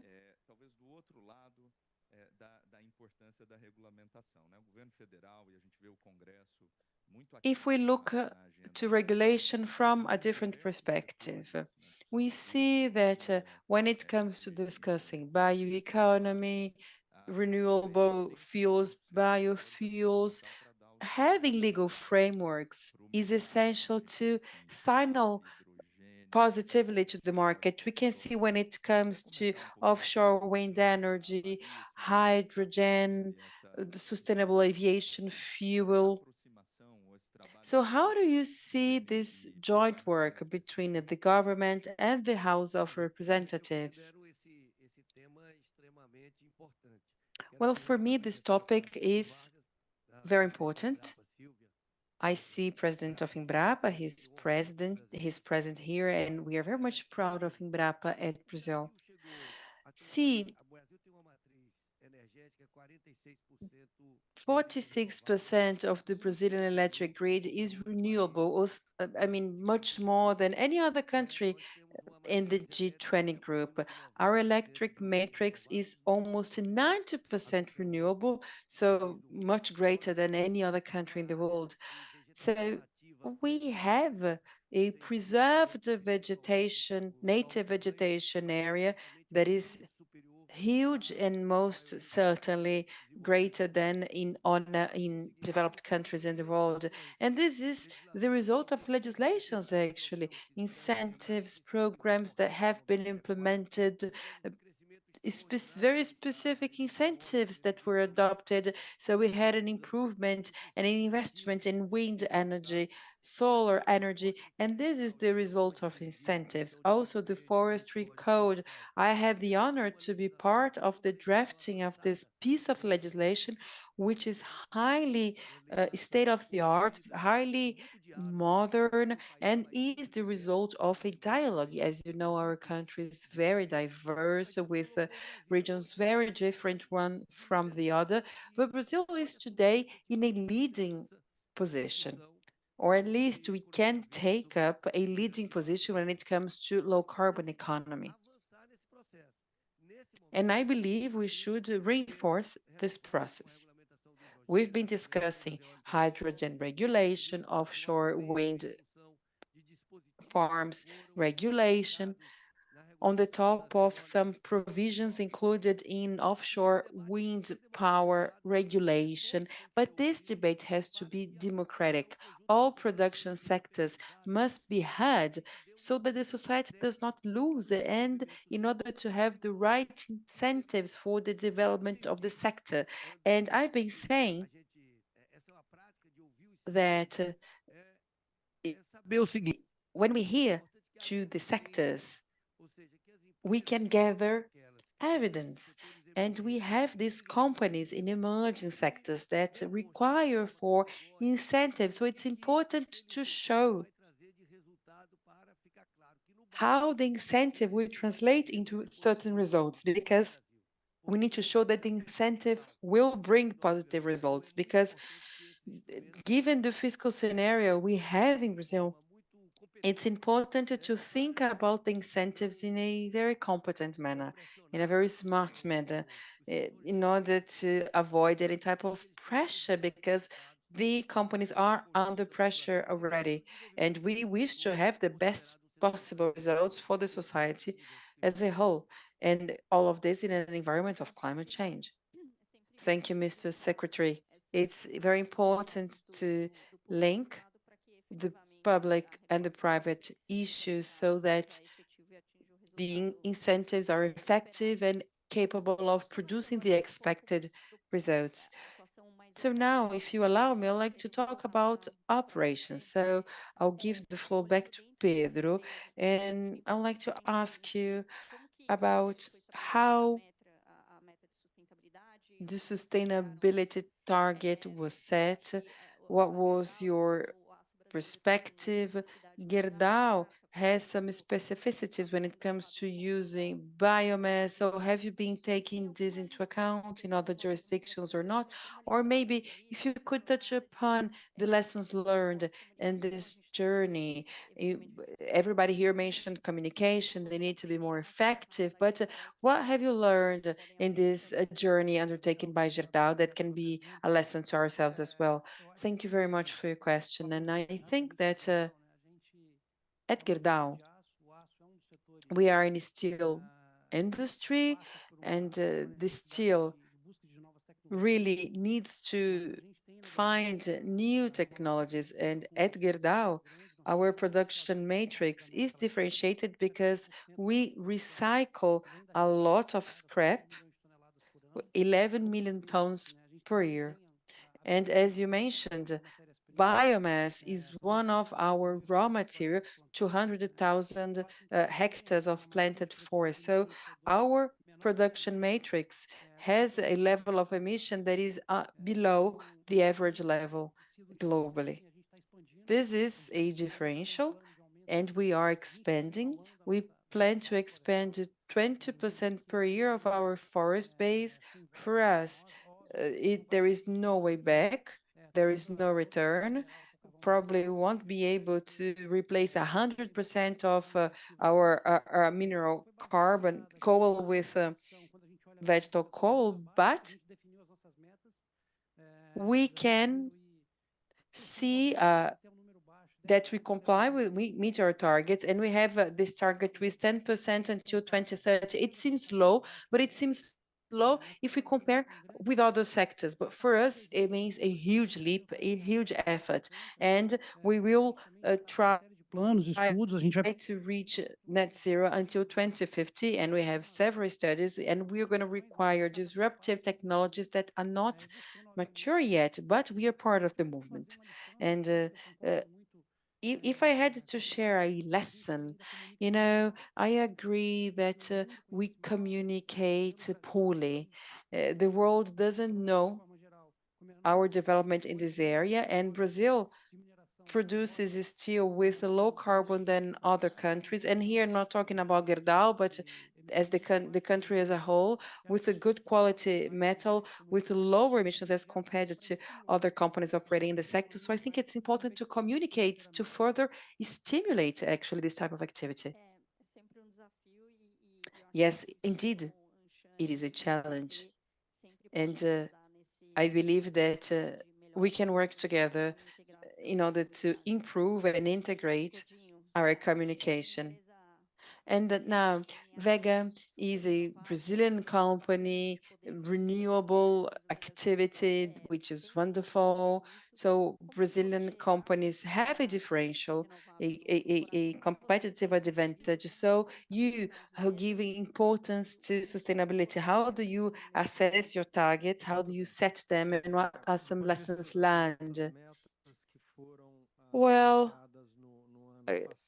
as to the targets we disclosed last year, Vega intends to reduce 52% of emissions by 2030 and reach net zero by 2050. In order to do so, we have some guidelines. We have over 7 projects globally that intended to meet this target. We have good results, but one guideline, one driver that is very important for us is the possibility of using our own technology to advance on this fence. So use of renewables is one of them, and also consume energy from renewable sources is one of the main drivers for WEG. And this year we launched 2 partnerships in Brazil. And through these partnerships, we will auto-produce wind energy with the air generators from AWEG. And thanks to this project, next year we will reach 90% of our electricity consumption from renewable sources. So these projects undertaken in Brazil are combined with other projects worldwide, because it's more than 700 internationally, but a big project in India and China that combined with the Brazilian project will lead to 75% of our consumed energy coming from renewable sources. I believe that these are very important and made possible thanks to these projects. And as to the lessons learned, the first one is the governance, which is key in this process. It is essential to be able to carry out the projects. We needed to have a good structure in place with accountability, both internally and externally. And we take this very, very seriously on the top of leadership engagement and incentives. And incentives in a broad manner. One incentive, for instance, is linking the fulfillment of the target with a bonus that is paid to executive officers. So this is a kind of incentive that usually works very well.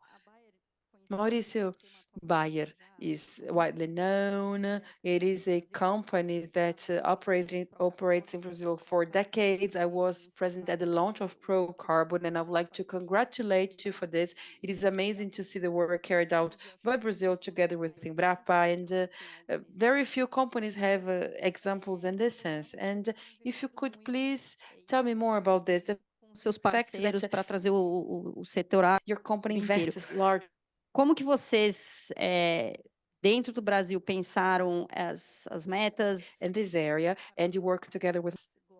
So how can you compare this to overall targets at Bayer? Do you think you are more ambitious in Brazil as compared to other countries?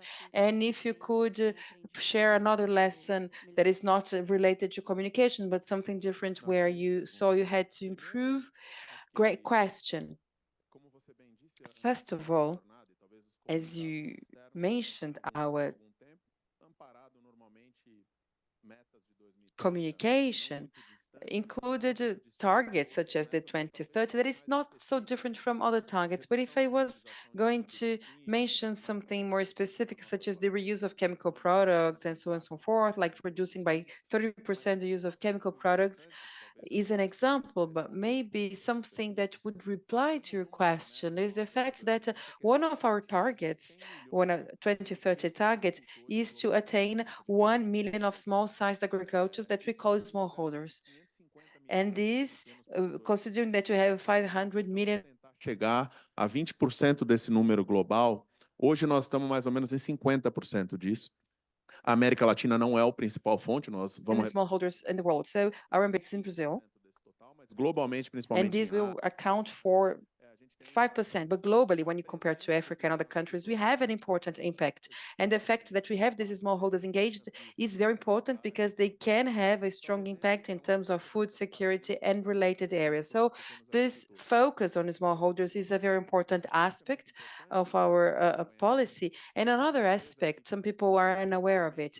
We produce seedlings, we do protection to crops and digitalization. So digital products are also provided for by our company. So connecting innovation and invest highly is our main factor. So producing more with the less means including innovation through biotechnology, seedlings, more well-developed chemical products, and combining this with digital transformation.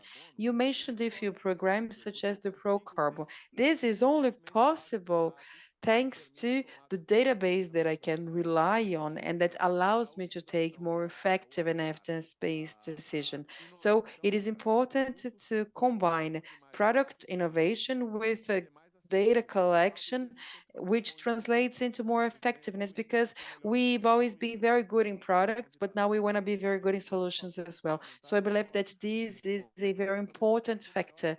And maybe we are the largest sized carbon program, but it's in place in here, in Argentina, in US, in other places, but Brazil is a pioneer. Mr. Secretary, if you allow me, we often hear that when it comes to the private sector, the Brazil communicates poorly. So we are the COP, we have the possibility to network and interact globally. So would you give a guideline of something that we could do in partnership with the government in order to demystify certain dogmas when it comes to the sustainability DNA in Brazil?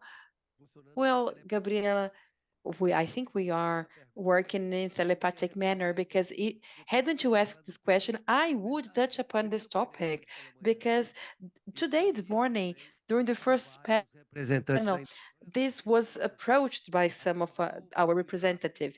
We heard that Gerdau produces steel and that our steel has a lower footprint as compared to the global average. The cement industry has been advancing in Brazil, trying to replace the coke with a different mineral and also with a lower footprint as compared to the global average. We are also working very much towards the production of bio inputs. Today, 4.5% in the Brazilian agriculture is of bio inputs. And the Brazilian agricultural sector is the subject of lots of criticism internationally. However, we have technologies of direct planting, integration, plowing, forest agriculture, and pasture. So we are one of the most competitive industries in the world. Nevertheless, many people are not aware of this, of the fact that we have this competitive advantage. So I believe that in events like this COP, I believe APEX has a very important role to play because it is able to promote this Brazilian image, this image that the world is unfamiliar with. In the past year, we had no political protagonism, but now we have a different administration. So Brazil is chairing the G20. Brazil is going to host a COP30. I think we have a huge opportunity to improve and increase our green public policies with the legal framework, with a greater clean electric matrix. And we have to do so while showing all the advancements we've achieved in the industry. And the world is sometimes unaware of this. 20 minutos para terminar o nosso Thank you, Secretary. We still have 20 minutes, if I am not mistaken. I think in Jaraguá do Sul, everyone is excited. They're ready to go, as you mentioned. Before we close, I have a question. So we had a first round, which was mostly an assessment of the current regulatory framework. During the second round, you presented the different targets your companies have made to reach carbon neutrality. And now the Secretary has made a statement about how well positioned we are as companies, but also in terms of the communication and all the institutional work that's been done to better position us. So looking ahead, in order to contribute to meeting the targets that the different companies have established, what is needed in terms of public policies or in terms of actions that can support your objectives? What do you think should be a priority for you to be able to meet your targets? And I will start with you, Pedro, once again. It's a good point, Abrão. We already have a privileged position here in Brazil, but we have to look ahead. When I talk about steel, I'm going to mention 3 fronts we need to continue advancing on. One is regarding availability and a competitive price for natural gas. This is going to be disruptive for our industry and will help us primarily in the initial aspects of development. Second, and we're working very well, is investment in renewable energy. We announced recently an investment in the north of the state of Minas Gerais. 1.4 billion reais are going to be invested in solar parks, and alone they would be able to provide energy for a 400,000 ton plant. And we need to keep in mind that steel is an essential input for all of these renewable energy equipment, so solar panels, wind towers. So the future of energy transition also goes through steel. So how can we balance the sector so it's ready to provide the input that will be necessary for the energy transition? And finally, despite the fact that we have well-structured legislation for the environment, maybe the next step would be accelerating implementation, having access to studies and research in this area so we can continue progressing. But we're on the right path. I have no doubt that the platform for sustainability will be a way to show our uniqueness. We see that in the steel industry, it is something that our consumers are valuing more and more. So we need to continue on the path that we've chosen, and we need to keep working hard. Daniel, the vision of WEG. Yes, to answer your question, I'd like to say that our company has been working on the topic with 4 different levels, as we state them. We look at what we do within our country, so how to reduce our own emissions, but also outside. How can WEG, through its products, through its solutions, contribute to be able to help other sectors to decarbonize? So there are 4 topics that we look at. First, energy efficiency. Second, renewable energy. 3, electric mobility, always together with biofuels, because this is something we need to defend. It's our own heritage. And finally, digital solutions. So out of the 4, I think we need to emphasize in 2 of them, to emphasize our efforts in 2. Energy efficiency, which is an essential aspect. It's the first way for us to fight decarbonization, and sometimes people forget. They lose track of that. Let me give you a figure that surprises a lot of people. In Brazil, 25% of all the electric energy that is consumed comes from electric engines. 25% in Brazil, not for the industry. Globally, the levels are much higher. It's about 30% globally. So if you work on energy efficiency, and I'll give the example of our solution, but I'm speaking about energy efficiency in general terms. But for electric engines, if you work on energy efficiency, you can directly reduce energy consumption, but also energy efficiency in terms of the amount of raw materials you're using, therefore less emissions. Less material means less density. You deliver the same power for the engine using less materials, and so you're emitting less. So double contribution to this agenda. Brazil has kind of stagnated in terms of energy efficiency, and we need to go back to fostering energy efficiency to make sure that companies in all sectors are able to improve their energy efficiency. And the other one I want to mention is electric mobility. And of course, I state once again that this needs to be developed in line with the development of bioethanol. It's not one or the other. But electric mobility is a global trend. We cannot close our eyes to that. And WEG is well placed in the market by supplying powertrain, an electric powertrain, an inverter with a battery pack for urban electric trucks. This is the big opportunity Brazil has because there has been an increase in demand for trucks and buses in urban areas, and lots of people are willing to invest in this market. So we have two challenges. We need to increase demand, so we need financing, and the Brazilian Development Bank is paying close attention, and they'll probably announce efforts in that sense for the city of São Paulo with a dedicated credit line, which is great news for Brazil. But also, aside from demand, we need to look at the whole chain. We're talking about energy transition. If there is one key technology for the energy transition to happen, it's batteries.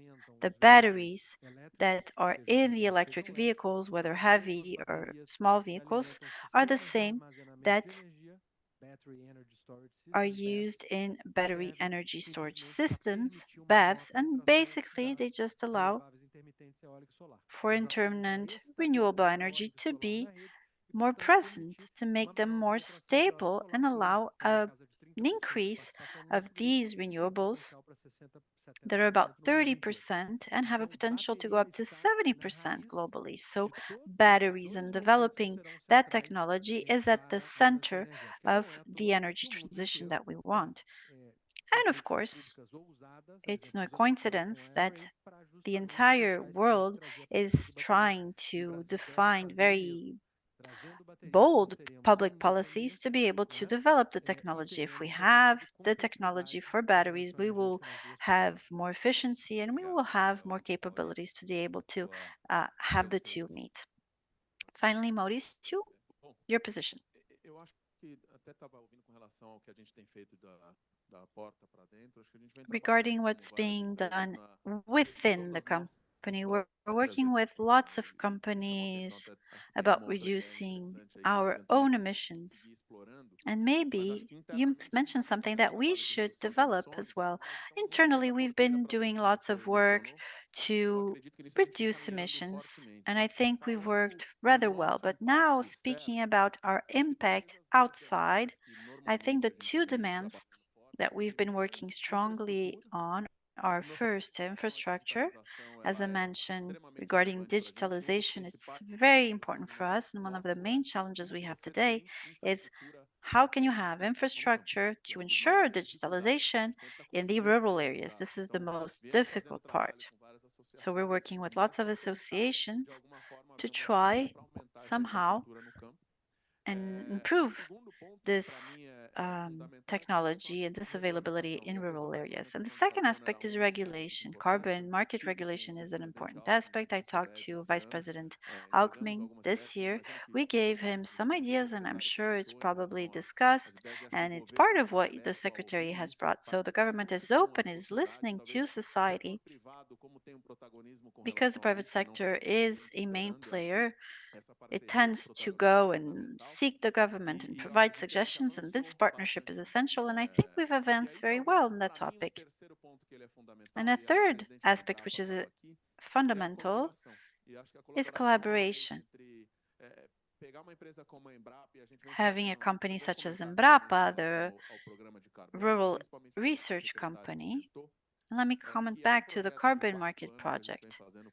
We have a 4-year project with Embrapa that's allowing us, for the first time in the current crop, to have a pilot project for a program that had 2,000 rural workers. We looked at 10, and together with Embrapa, we developed a calculator to show how we're able to produce low carbon soy. And with the pilot project, the soy we're producing is 60%, emits 60% less than soy on average in Brazil. And being able to develop this calculator was essential because it was the first calculator that looked at how soy is produced in a tropical area. The other calculators are much more Euro-centered, so we were able to develop this one here. We worked with Embrapa, the research agency, for 4 years to be able to create the model, and now we're able to assess all the way pre-crop, and you have the participation of a series of players, funding, financing, etc. So we can actually look at what we're emitting, and we can scale up the project to show the potential Brazil has in terms of production of low carbon input. We're able to show it much more clearly thanks to the calculator. So this kind of association, as well as working on infrastructure gaps, regulation when necessary, but also ensuring that there is collaboration in the chain in a more interactive way, which leads to more innovative solutions. Thank you very much. We started with you, Secretary, and we will close with you. I think we've heard a wish list of topics, a very broad list, actually, all the way from access to biofuels, energy efficiency, digital infrastructure, and I'm sure a lot of it is on your agenda. Can you talk to us a little bit about how you are advancing within the Ministry of Industry, how it's going to evolve, what are the topics you seek to develop, which I'm sure is going to be done in a very through a lot of dialogue, as you've been doing so far.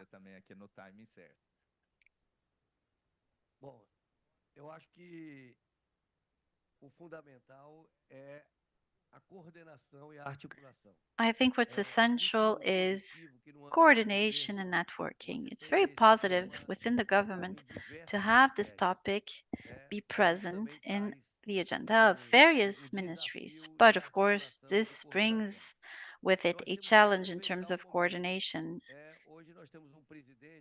Today, we have a president, and we should take advantage of this, that is a leader in that sense, and he's recognized as such globally. We have a minister for the industry, which was a governor of São Paulo. He's currently vice president, and he's very well aware of the need to have a neo-industrialization policy, so a bold policy.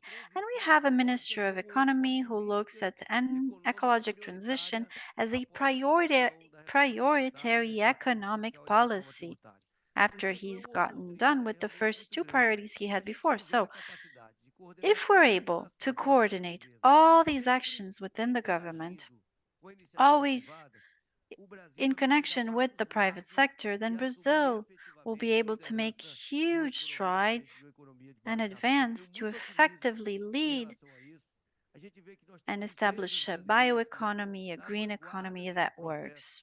I'm very happy to say lots of companies in Brazil have started in this process of decarbonization with the right regulation, with legal frameworks, with the right incentives.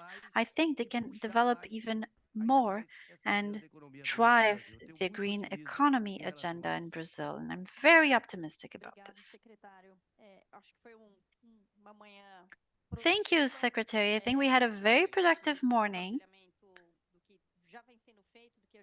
We talked about what's been done, how we can progress, what needs to be changed in terms of regulation, incentives, better policies to help implementation, and this the government has been doing quite well.